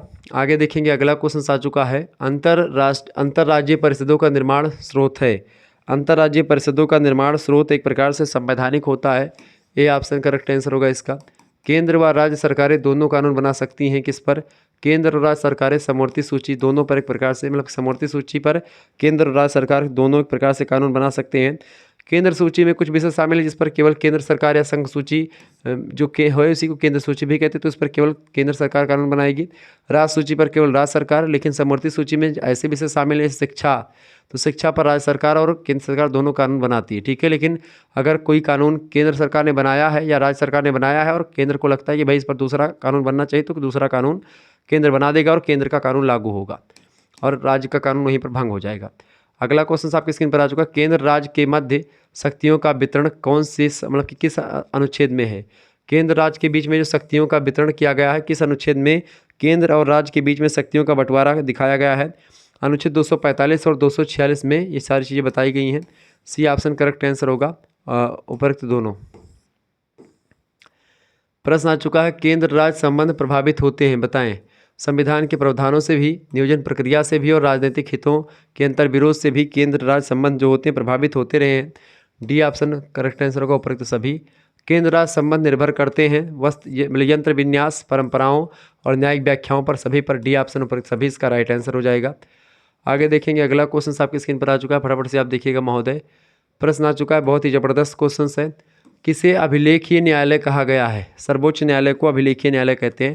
अरे सर्वोच्च न्यायालय और उच्च न्यायालय दोनों को एक प्रकार से अभिलेखीय न्यायालय कहते हैं। क्यों? दोनों को एक प्रकार से अभिलेखीय न्यायालय मतलब क्या होता है? अभिलेखीय न्यायालय मतलब क्या होता है भाई, बताओ सभी लोग। अभिलेखीय न्यायालय का मतलब क्या होता है, जानते हैं? अभिलेखीय न्यायालय का मतलब होता है कि मतलब सर्वोच्च न्यायालय मतलब कि उसके लिखे मतलब कि जो उसके द्वारा कोई निर्णय होता है तो वह एक प्रकार से कानून के रूप में काम करने लगे, वहीं पर अभिलेखीय न्यायालय मतलब कि अभिलेखीय एक प्रकार से होता है वो। ऐसे मान लेते कई प्रकार का विवाद हो, कोई राज्य का विवाद हो, दो राज्यों का विवाद हो, उसके निपटारा के लिए केंद्र सरकार मतलब उसके निपटारा के लिए जो है समवर्ती सूची में गए। आप समवर्ती सूची में मतलब सॉरी एक मिनट, सुप्रीम कोर्ट में गए। आप सुप्रीम कोर्ट में जाकर के एक प्रकार से क्या होता है, तो सुप्रीम कोर्ट में कोई निर्णय दिया गया किसी राज्य के बंटवारे के लिए, कोई भी मुद्दे पर कोई निर्णय दे दिया गया। अब अगर वैसा मुद्दा फिर से आता है और फिर से एक प्रकार से उसी मुद्दे पर सुप्रीम कोर्ट को कानून बनाना है या सुप्रीम कोर्ट को निर्णय देना है, तो पिछला जो निर्णय है उसको वकील लोग जो होंगे वह दिलवाएंगे कि एक प्रकार से उसको देखा जाए, यानी कि वो अभिलेखीय न्यायालय है, यानी सुप्रीम कोर्ट के जो निर्णय होते हैं अपने आप में एक कानून होते हैं, कहने का मतलब ये है। ठीक है, तो ऑप्शन नंबर इसका ए करेक्ट आंसर, केवल ए करेक्ट आंसर होगा। सर्वोच्च न्यायालय को ही अभिलेखीय न्यायालय कहते हैं। उच्चतम न्यायालय को सुप्रीम कोर्ट कहते हैं। इसमें कौन न्यायाधीशों की संख्या में वृद्धि कर सकता है? और सुप्रीम कोर्ट में न्यायाधीशों की संख्या में वृद्धि कौन कर सकता है? संसद कर सकती है महोदय। कौन कर सकता है? संसद। डी ऑप्शन राइट आंसर होगा। सर्वोच्च न्यायालय कहाँ पर स्थित है? नई दिल्ली में स्थित है। एक ही सर्वोच्च न्यायालय होता है, ए ऑप्शन करेक्ट आंसर होगा, जबकि उच्च न्यायालय जो होते हैं वो कई होते हैं। ठीक है, अगला क्वेश्चन आपकी स्क्रीन पर आ चुका है। प्रश्न, भारत में उच्चतम न्यायालय का उद्घाटन कब हुआ था? भारत में उच्चतम न्यायालय सुप्रीम कोर्ट का उद्घाटन हुआ था 28 जनवरी 1950 को। बी ऑप्शन करेक्ट आंसर होगा, क्योंकि 26 जनवरी को तो लागू हुआ संविधान, उसके बाद में ही होगा। उच्चतम न्यायालय के न्यायाधीशों की कितनी आयु तक अपना पद ग्रहण कर सकते हैं? तो उच्चतम न्यायालय के जो एक प्रकार से न्यायाधीश होते हैं वह एक प्रकार से 65 साल तक एक प्रकार से क्या कर सकते हैं, अपने पद पर बने रह सकते हैं। किस अनुच्छेद के तहत न्यायाधीश को हटाया जा सकता है? देखें, न्यायाधीश को हटाने का जो एक प्रकार से है महाभियोग के द्वारा ही हटा सकते हैं। अनुच्छेद 124 के 4 में सारी बातें लिखी हैं किस तरीके से हटाया जा सकता है एक न्यायाधीश को उसके पद से। अगला क्वेश्चन आ चुका है, सर्वोच्च न्यायालय की स्थापना भारत में किसके द्वारा की गई थी? बताएं। सर्वोच्च न्यायालय की स्थापना भारत में किसके द्वारा हुई? तो ये अधिनियम 1953 के द्वारा और भारतीय संविधान के द्वारा एक प्रकार से की गई थी। ऑप्शन नंबर इसका सी करेक्ट आंसर हो जाएगा। सर्वोच्च न्यायालय की स्थापना भारत में किसके द्वारा हुई? तो अधिनियम 1953 नहीं 1935 कर लें आप। ठीक है, 1935 और भारतीय संविधान के द्वारा एक प्रकार से भारतीय संविधान और इस जो 1935 का अधिनियम था उसके द्वारा। सर्वोच्च न्यायालय में मुख्य न्यायाधीश के अतिरिक्त कितने न्यायाधीश होते हैं? बताएं, या हैं इस समय वर्तमान में।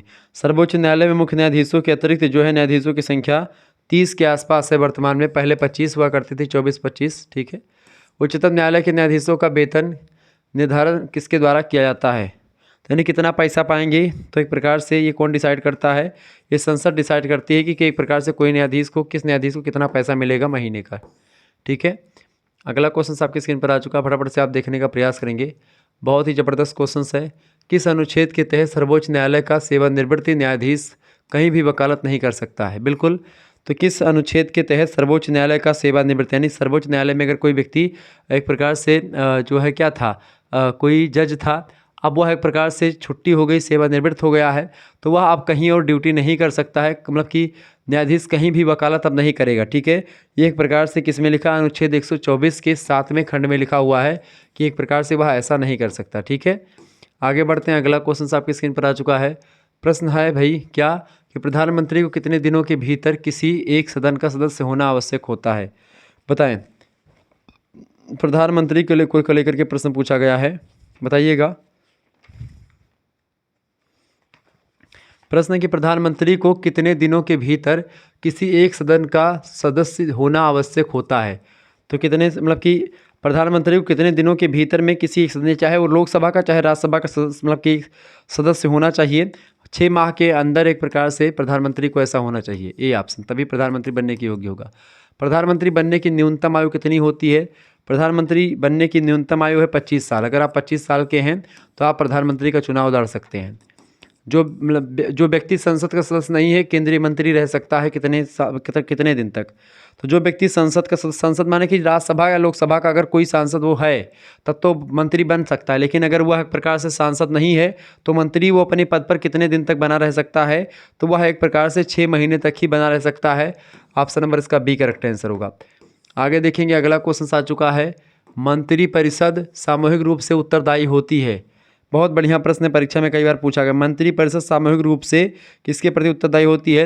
अनुच्छेद 75 के 3 के द्वारा, लोकसभा के प्रति या संवैधानिक बाध्यता के द्वारा। देखिए ये दोनों नहीं होगा, इसका करेक्ट आंसर क्या हो जाएगा? मंत्रिपरिषद जो होती है लोकसभा के प्रति उत्तरदायी होती है, इसका सी ऑप्शन राइट आंसर होगा।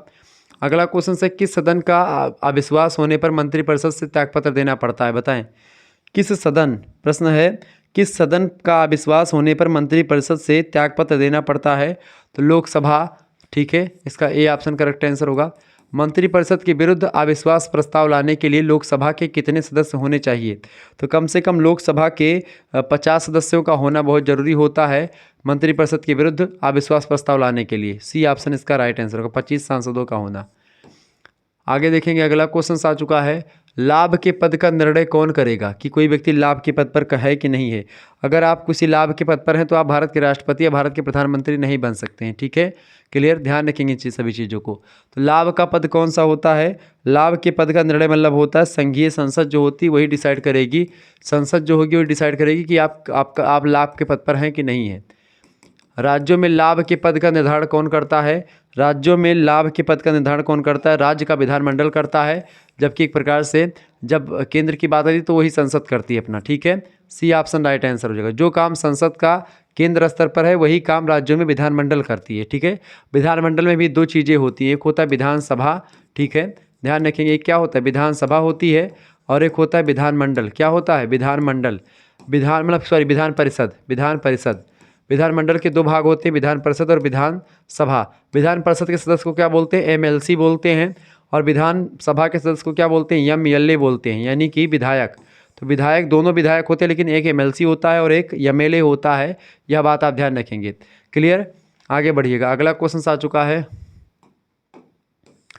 प्रश्न आ चुका महोदय। प्रश्न क्या है? राज्यों में निर्हरता का निर्णय राज्य निर्वाचन आयोग की सलाह पर कौन करेगा? बताएं।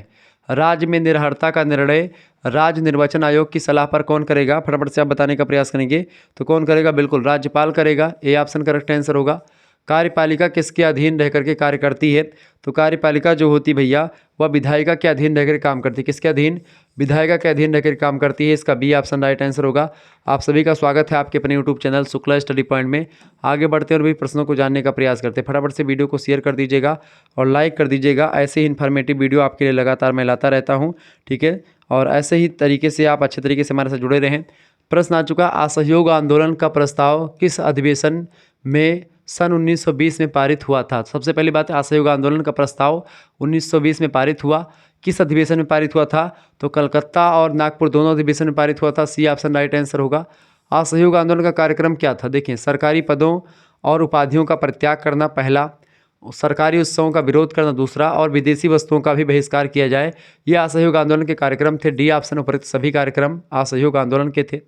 अगला क्वेश्चन आपके स्क्रीन पर आ चुका है, फटाफट से आप देखिएगा। प्रश्न आ चुका महोदय, प्रश्न आ चुका है, असहयोग आंदोलन के रचनात्मक पहलू इनमें से क्या थे? देखिए, स्वदेशी वस्तुओं का प्रयोग किया जा रहा था, राष्ट्रीय विद्यालयों की स्थापना करने पर जोर दिया गया, और हिंदू मुस्लिम एकता को मजबूत करने का प्रयास किया गया, ठीक है, ये सारे काम किए गए। डी ऑप्शन उपरोक्त सभी करेक्ट आंसर होगा इसका। अगला क्वेश्चन आ चुका, चौरी चौरा कांड कब हुआ था? चौरी चौरा कांड कब हुआ था भैया? चौरी चौरा कांड जो हुआ था ये हुआ था 5 फरवरी 1922 को। कब हुआ था? 5 फरवरी 1922। चौरी चौरा कहाँ पर पड़ता है? गोरखपुर, उत्तर प्रदेश में। अगला प्रश्न है, भारतीय तिरंगा भारतीय तिरंगा झंडा को कब फहराया गया था? भारतीय तिरंगा झंडा को फहराया गया था कब भैया?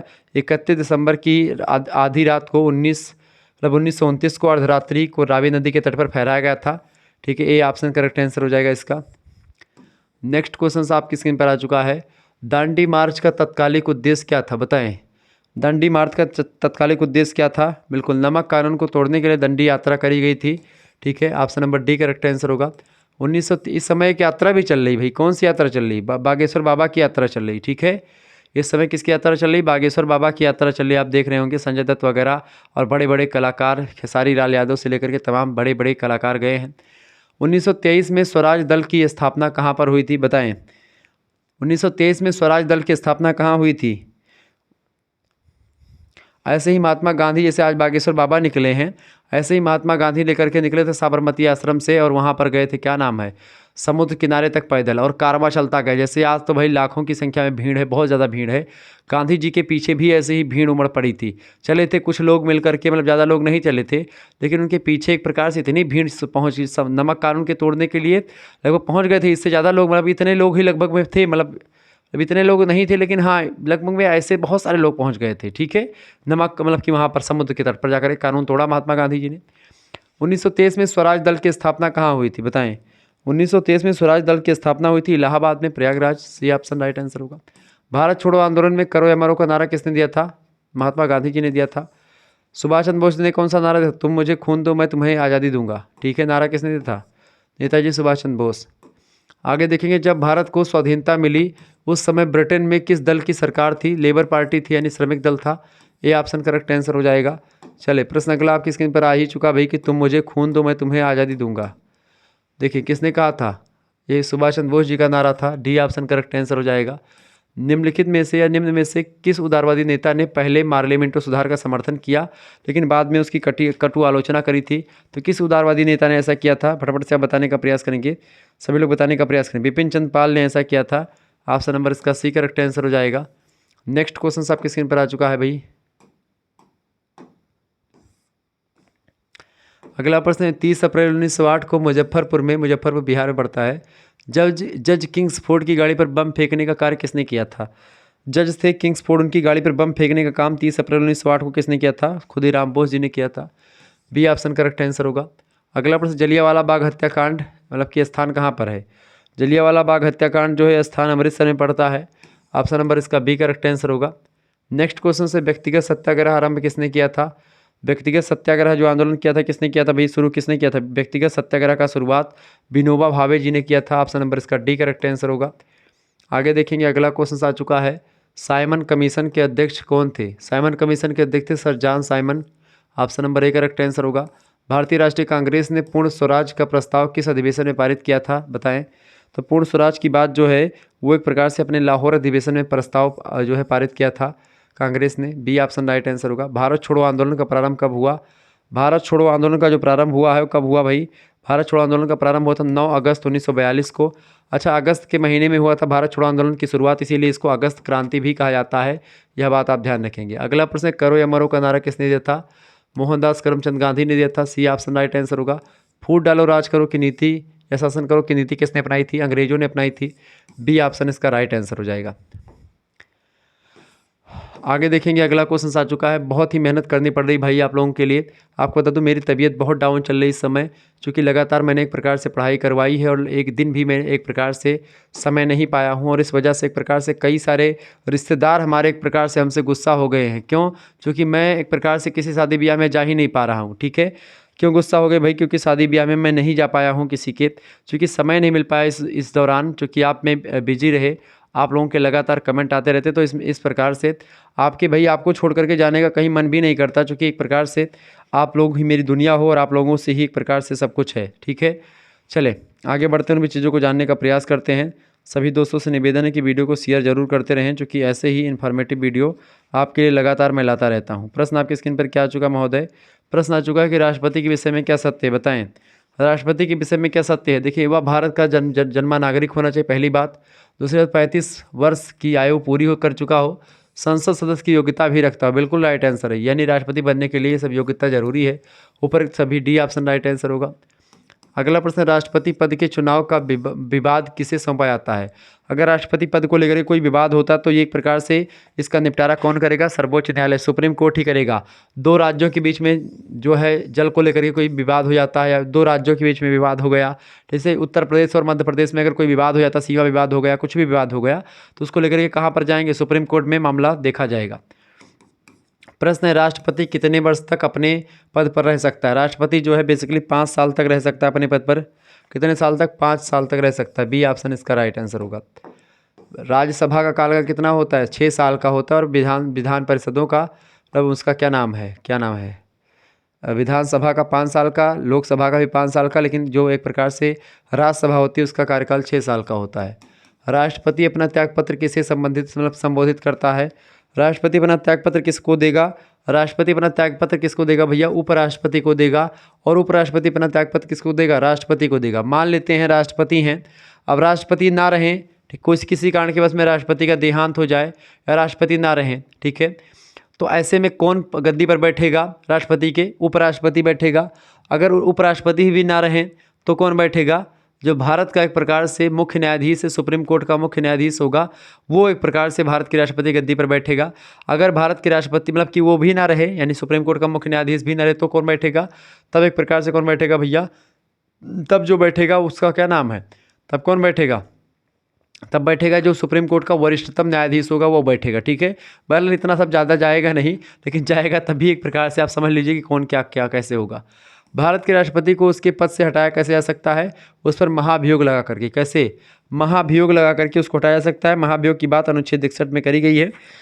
राष्ट्रपति को उसके पद से हटाने के लिए एक प्रकार से क्या कर सकते हैं आप? उसको उसके पद से हटाने के लिए उस पर महाभियोग लगाया जाता है, ठीक है, संसद के द्वारा। किसके द्वारा? संसद के द्वारा। बी ऑप्शन राइट आंसर होगा। अनुच्छेद 61 में जो इस पर महाभियोग कैसे लगाया जाता है, अनुच्छेद 61 में पूरी बातें बताई गई हैं। राष्ट्रपति और महाभियोग का आरोप किसके द्वारा लगाया जाता है? लोकसभा या राज्यसभा, किसी भी सदन के द्वारा। तो भाई देखिए, इसमें एक प्रकार से महाभियोग जो है संसद के किसी भी सदन में एक प्रकार से जो है पारित करवाया जाता है, ठीक है, लोकसभा से चाहे राज्यसभा से। सी ऑप्शन इसका राइट आंसर होगा। आगे देखेंगे, अगला क्वेश्चन आ चुका है, राष्ट्रपति पर महाभियोग चलाने का अधिकार किसे है? बताएं, स्पीकर को, लोकसभा को, या राज्यसभा को, या संसद के दोनों सदनों को? फटाफट से आप बताने का प्रयास करेंगे। तो संसद के दोनों सदनों को है, ऑप्शन नंबर इसका डी करेक्ट आंसर होगा। राष्ट्रपति के हटाए जाने के बाद उसका कार्यभार कौन संभालेगा? उसका कार्यभार कौन संभालेगा भैया? उपराष्ट्रपति संभालेगा। ऑप्शन नंबर इसका ए करेक्ट आंसर होगा। कौन संभालेगा? उपराष्ट्रपति संभालेगा। भारत का कार्यपालिका का अध्यक्ष कौन होता है? तो भारत की कार्यपालिका का अध्यक्ष कौन होता है? राष्ट्रपति स्वयं होता है। इसका ए ऑप्शन करेक्ट आंसर होगा। भारत की कार्यपालिका का अध्यक्ष कौन होता है? राष्ट्रपति होता है। अगला क्वेश्चन आ चुका है, केंद्रीय शक्ति की अधिशासी शक्तियाँ किसमें निहित होती हैं? केंद्रीय शक्ति की अधिशासित शक्तियाँ जो होती हैं वो राष्ट्रपति में निहित होती हैं। A option. प्रधानमंत्री की नियुक्ति कौन करता है? तो राष्ट्रपति ही करता है प्रधानमंत्री की नियुक्ति।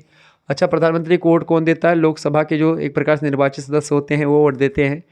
राष्ट्रपति लोकसभा किसकी अनुशंसा पर भंग करते हैं? राष्ट्रपति लोकसभा किसकी अनुशंसा पर भंग करता है? केंद्रीय मंत्रिमंडल की अनुशंसा पर भंग करता है। ए ऑप्शन करेक्ट आंसर हो जाएगा इसका। आगे बढ़िएगा, देखें, अगर आपको एक प्रकार से कोर्स में ज्वाइन होना तो आप कोर्स में हमारे ज्वाइन हो सकते हैं। SMS करिए, किसी भी सब्जेक्ट का कोर्स में आपको मतलब सभी सब्जेक्ट का मात्र 100 रुपीज़ में व्यवस्था कर दी गई है। आप SMS करेंगे 91 61 93 60 62 पर और तुरंत एक प्रकार से आपको जोड़ दिया जाएगा। आप अपना नाम, ठीक है, अपनी यूनिवर्सिटी का नाम और आपके क्या क्या सब्जेक्ट है, अपने सब्जेक्ट के नेम लिख करके भेज दीजिएगा। और किस नंबर पर आप भेजेंगे? इसी नंबर पर आपको एक स्कैनर सेंड किया जाएगा। इसी स्कैनर पर आपको मात्र 100 रुपीज़ सेंड कर देने होंगे।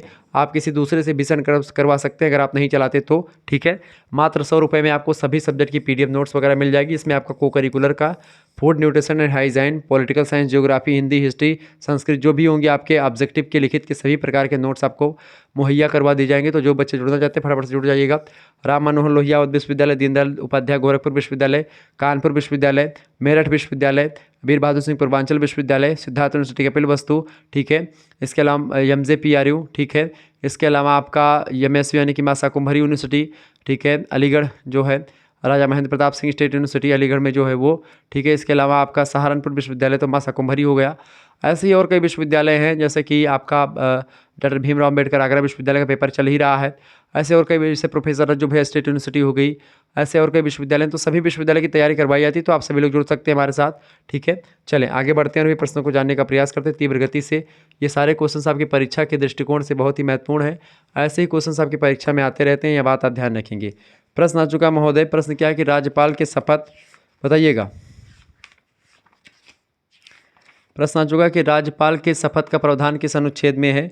राज्यपाल के शपथ का जो प्रावधान है भैया वो अनुच्छेद किस में है? अनुच्छेद 159 में है। ऑप्शन नंबर इसका सी करेक्ट आंसर होगा। राज्यपाल किसके समक्ष शपथ लेता है? तो राज्यपाल जो होता है वो उच्च न्यायालय के जो मुख्य न्यायाधीश होते हैं, यानी हाई कोर्ट के जो मुख्य न्यायाधीश होते हैं, उनके समक्ष शपथ लेता है। ये ऑप्शन करेक्ट आंसर होगा। राज्य की कार्यपालिका किस निहित होती, मतलब अच्छा राष्ट्रपति किसके समक्ष लेगा शपथ? तो राष्ट्रपति जो लेगा वो सुप्रीम कोर्ट के मुख्य न्यायाधीश के समक्ष जो है लेगा, ठीक है, शपथ। राज्य की कार्यपालिका की शक्ति किस में निहित होती है? तो राज्यपाल में निहित होती है, ठीक है। ऑप्शन नंबर इसका बी करेक्ट आंसर हो जाएगा। तो इसका बी बताएं। राज्य की कार्यपालिका की शक्ति, राज्य की कार्यपालिका की शक्ति किस में निहित होती है? राज्य की कार्यपालिका की शक्ति जो निहित होती है भैया वो राज्यसभा में निहित, मतलब कि राज्यपाल में निहित होती है। इसका बी ऑप्शन करेक्ट आंसर होगा। राज्य का प्रत्येक मंत्री किसके प्रसाद पर्यंत पद धारण कर सकता है? राज्य का प्रत्येक मंत्री जो होता है वो राज्यपाल की एक प्रकार से नियुक्ति, मतलब राज्यपाल जब तक न चाहे तब तक वो रह सकता है। संविधान के अनुसार राज्यपाल अपने आचरण के लिए किसके प्रति उत्तरदायी होता है? तो संविधान के अनुसार राज्यपाल जो होता है अपने आचरण के लिए उत्तरदायी होता है राष्ट्रपति के प्रति। राष्ट्रपति जब तक चाहे तब तक राज्यपाल बना रह सकता है, ठीक है। राज्यपाल का कोई खत्म करने का सिस्टम नहीं है। अगला प्रश्न है, राज्यपाल किसकी नियुक्ति करता है? बताएं, राज्यपाल किसकी नियुक्ति करता है? राज्यपाल जो है भैया वो राज्य महाधिवक्ता का और राज्य लोक सेवा आयोग के अध्यक्ष की नियुक्ति भी राज्यपाल करता है। ऑप्शन नंबर इसका सी करेक्ट आंसर होगा। राज्यपाल द्वारा नियुक्ति किया जाता है किसका? राज्य निर्वाचन आयोग का भी, उपकुलपति का भी और अन्य आयोग के सदस्यों का भी। ऑप्शन नंबर इसका डी करेक्ट आंसर होगा। उपरोक्त सभी का राज्यपाल के द्वारा नियुक्ति करी जाती है। Option number D correct answer हो जाएगा इसका। आगे बढ़िएगा, अगला क्वेश्चन आपकी स्क्रीन पर आ चुका, फटाफट से आप देखेंगे। चलिए भाई, प्रश्न आ चुका है, राज्यपाल किस अनुच्छेद के तहत राष्ट्रपति शासन की सिफारिश करता है?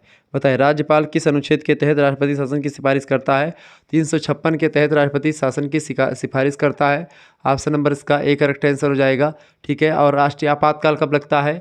आपातकाल कब लगता है भैया? आपातकाल 356 के द्वारा लगता है, 352 के द्वारा, और वित्तीय आपातकाल 360 के द्वारा। किस विषय पर राज्यपाल का पूर्ण अधिकार होता है? बताएं, राज्यपाल का पूर्ण अधिकार किस पर होता है भैया? राज्य सूची पर। बी ऑप्शन राइट आंसर होगा। विधान परिषद में, यानी कि विधान परिषद जो एमएलसी वगैरह यहाँ पर बैठते हैं, कुल सदस्य संख्या का कितना भाग राज्यपाल नियुक्त करता है? तो एमएलसी एक प्रकार से जो होता है 1/6 भाग जो होता है राज्यपाल नियुक्त करता है। कितना भाग भैया? 1/6 भाग। ऑप्शन नंबर इसका सी करेक्ट आंसर होगा। आगे बढ़िएगा, अगला क्वेश्चन आ चुका है, अनुसूचित जाति जनजाति का गठन किस संशोधन के द्वारा किया गया? बताएं, इससे बाहर कुछ आने वाला नहीं, तो आप इस वीडियो को 2 से 3 बार जरूर देख लीजिएगा। परीक्षा के अंतिम दिनों के लिए बहुत ही महत्वपूर्ण है। हालांकि कल परीक्षा डॉक्टर भीमराव अम्बेडकर आगरा विश्वविद्यालय की, उसके लिए बहुत महत्वपूर्ण है। अनुसूचित जाति और जनजाति का गठन किस संशोधन के द्वारा किया गया है? बताएं, किस संशोधन के द्वारा भैया? 65वां संविधान संशोधन के द्वारा। Option number B correct answer होगा। 65वां संवैधानिक संशोधन किस अधिनियम जो है किस वर्ष पारित हुआ था? 65वां संविधान संशोधन 1990 में। कब हुआ था भैया? 1990 में हुआ था, बिल्कुल। ऑप्शन नंबर इसका ए करेक्ट आंसर होगा। जनजातीय सलाहकार परिषद की नियुक्ति की व्यवस्था किस अनुसूची में की गई है? जनजातीय सलाहकार परिषद की नियुक्ति की व्यवस्था जो करी गई है भैया वो 5वीं अनुसूची में करी गई है। ऑप्शन नंबर इसका ए करेक्ट आंसर हो जाएगा। आगे बढ़िएगा, अगला क्वेश्चन आपकी स्क्रीन पर आ चुका है। अच्छा, 10वीं अनुसूची किससे रिलेटेड है? दल बदल से रिलेटेड है, ठीक है। चले, लोक सदन में जनजातियों के लिए स्थान सुरक्षित है? बताएं, लोक सदन में, प्रश्न क्या है कि लोक सदन में जनजातियों के लिए स्थान सुरक्षित है? कितने? 47 स्थान सुरक्षित है। ऑप्शन नंबर इसका सी करेक्ट आंसर होगा। अनुसूचित जनजातियों के लिए लोकसभा में स्थानों का आरक्षण किस अनुच्छेद के तहत दिया जाता है? तो अनुच्छेद कौन सा है भैया? अनुच्छेद है 330। 330 अनुच्छेद के तहत जो है लोकसभा के में स्थान में आरक्षण दिया जाता है अनुसूचित जनजातियों को, शेड्यूल्ड ट्राइब्स को, एसटी वगैरह को। राज्य विधानसभा में जनजातियों के लिए स्थानों का आरक्षण किस अनुच्छेद में किया गया है? तो अनुच्छेद कौन सा भैया? वो अनुच्छेद है 338। बिल्कुल राइट आंसर हो जाएगा आपका 330, ठीक है। एक मिनट। राज्य विधान सभा में जनजातियों के स्थानों का जो एक प्रकार से जो आरक्षण की व्यवस्था करी गई है वो 332 में करी गई। किस में करी गई है? देखिए, ये 330 होगा लोकसभा में आरक्षण की व्यवस्था 330 में। 332 में किया गया है राज्यसभा में, मतलब राज्य विधान सभाओं में जो है जनजातियों के लिए आरक्षण की व्यवस्था कि भाई कितने जो विधायक होंगे वो वहाँ से आएंगे, ठीक है, जनजातियों से, वो 332 में बताया गया है। अगला क्वेश्चन आप देखेंगे, प्रश्न आ चुका है, राष्ट्रपति को अनुसूचित जाति जनजाति आयोग के गठन का अधिकार किस अनुच्छेद के तहत दिया गया है? तो वो दिया गया 338 के तहत, ठीक है। इसका बी ऑप्शन करेक्ट आंसर होगा 338। आगे बढ़ते हैं, अगला क्वेश्चन आपकी स्क्रीन पर आ चुका है, मुख्य चुनाव आयुक्त का कार्यकाल कितना साल होता है? मुख्य चुनाव आयुक्त का कार्यकाल जो होता है वो 6 साल का होता है। जो मुख्य चुनाव आयुक्त होता है वही पूरा का पूरा काम करता है। इसके मतलब इसके साथ 2 अन्य सलाहकार भी होते हैं इसकी मदद के लिए, ठीक है। जो पूरा का पूरा चुनाव वगैरह करवाते हैं ये सब लोग। ठीक है, आगे बढ़ते हैं। अगला क्वेश्चन, चुनाव आयुक्त की नियुक्ति कौन करता है, बताइएगा। बस खत्म है। चुनाव आयुक्त की नियुक्ति कौन करता है, राष्ट्रपति स्वयं करता है। ए ऑप्शन करेक्ट आंसर होगा। मुख्य चुनाव आयुक्त को पद से हटाया जा सकता है, किसके द्वारा? मुख्य चुनाव आयुक्त को उसके पद से संसद के द्वारा महाभियोग चला करके हटाया जाता है। अच्छा, भारत के मुख्य न्यायाधीश को, जो चीफ जस्टिस ऑफ इंडिया हैं, यानी कि सुप्रीम कोर्ट के मुख्य न्यायाधीश हैं, उनको भी महाभियोग के द्वारा हटाया जाता है। ठीक है, इसके अलावा जो है भारत के महान्यायवादी को भी उसके पद से हटाने के लिए महाभियोग की प्रक्रिया के द्वारा हटाया जाता है। राष्ट्रपति को उसके महाभियोग के द्वारा ही हटाया जाता है। तो इस तरीके से महाभियोग के द्वारा कई लोगों को हटाया जाता है। ठीक है, इस तरीके से आपने देखा कि सारी चीज़ें मैंने आपको बता दी। तो फिर ऐसे ही और भी प्रश्नों को जानने के लिए हर एक सब्जेक्ट का एक प्रकार से ऐसी क्लास आपके समक्ष लाता रहता हूँ। मिलेंगे फिर हम नेक्स्ट वीडियो में, तब तक के लिए जय हिंद, जय भारत। आप सभी का बहुत बहुत धन्यवाद। हमारे से जुड़ने के लिए इसी प्रकार से अपना प्यार हमेशा बनाए रखेंगे। बहुत बहुत धन्यवाद भैया, बहुत बहुत धन्यवाद। Good night, all of you. सभी का बहुत बहुत धन्यवाद। ऐसे ही अपना प्यार बनाए रखिएगा और लगातार मैं आपके लिए ऐसी मेहनत करता रहता हूं। तो आप आज के वीडियो के माध्यम से आप लोगों ने लगभग बहुत सारी चीज़ों को जाना, बहुत सारी चीज़ें मैंने आपको उसमें बताते हुए सबने समझा दिया। तो वो सब भी एक प्रकार से आप मानिए कि आपके लिए बहुत ही बेहतर रहा, बहुत ही अच्छा एक प्रकार से कॉन्फिडेंस डेवलप हुआ होगा इस वीडियो को देखने के बाद में। और इससे बाहर कुछ आने वाला है नहीं, तो आपका कॉन्फिडेंस लेवल बिल्कुल जाहिर सी बात है हाई होना चाहिए। और जा करके पेपर दीजिए और आइए। Good night, all of you. बहुत बहुत धन्यवाद सभी को। एक प्रकार से बेस्ट ऑफ लक, आपकी परीक्षा अच्छी हो, यही मैं आपसे आशीर्वाद आपको दे रहा हूँ। धन्यवाद, बहुत बहुत धन्यवाद महोदय, बहुत बहुत धन्यवाद।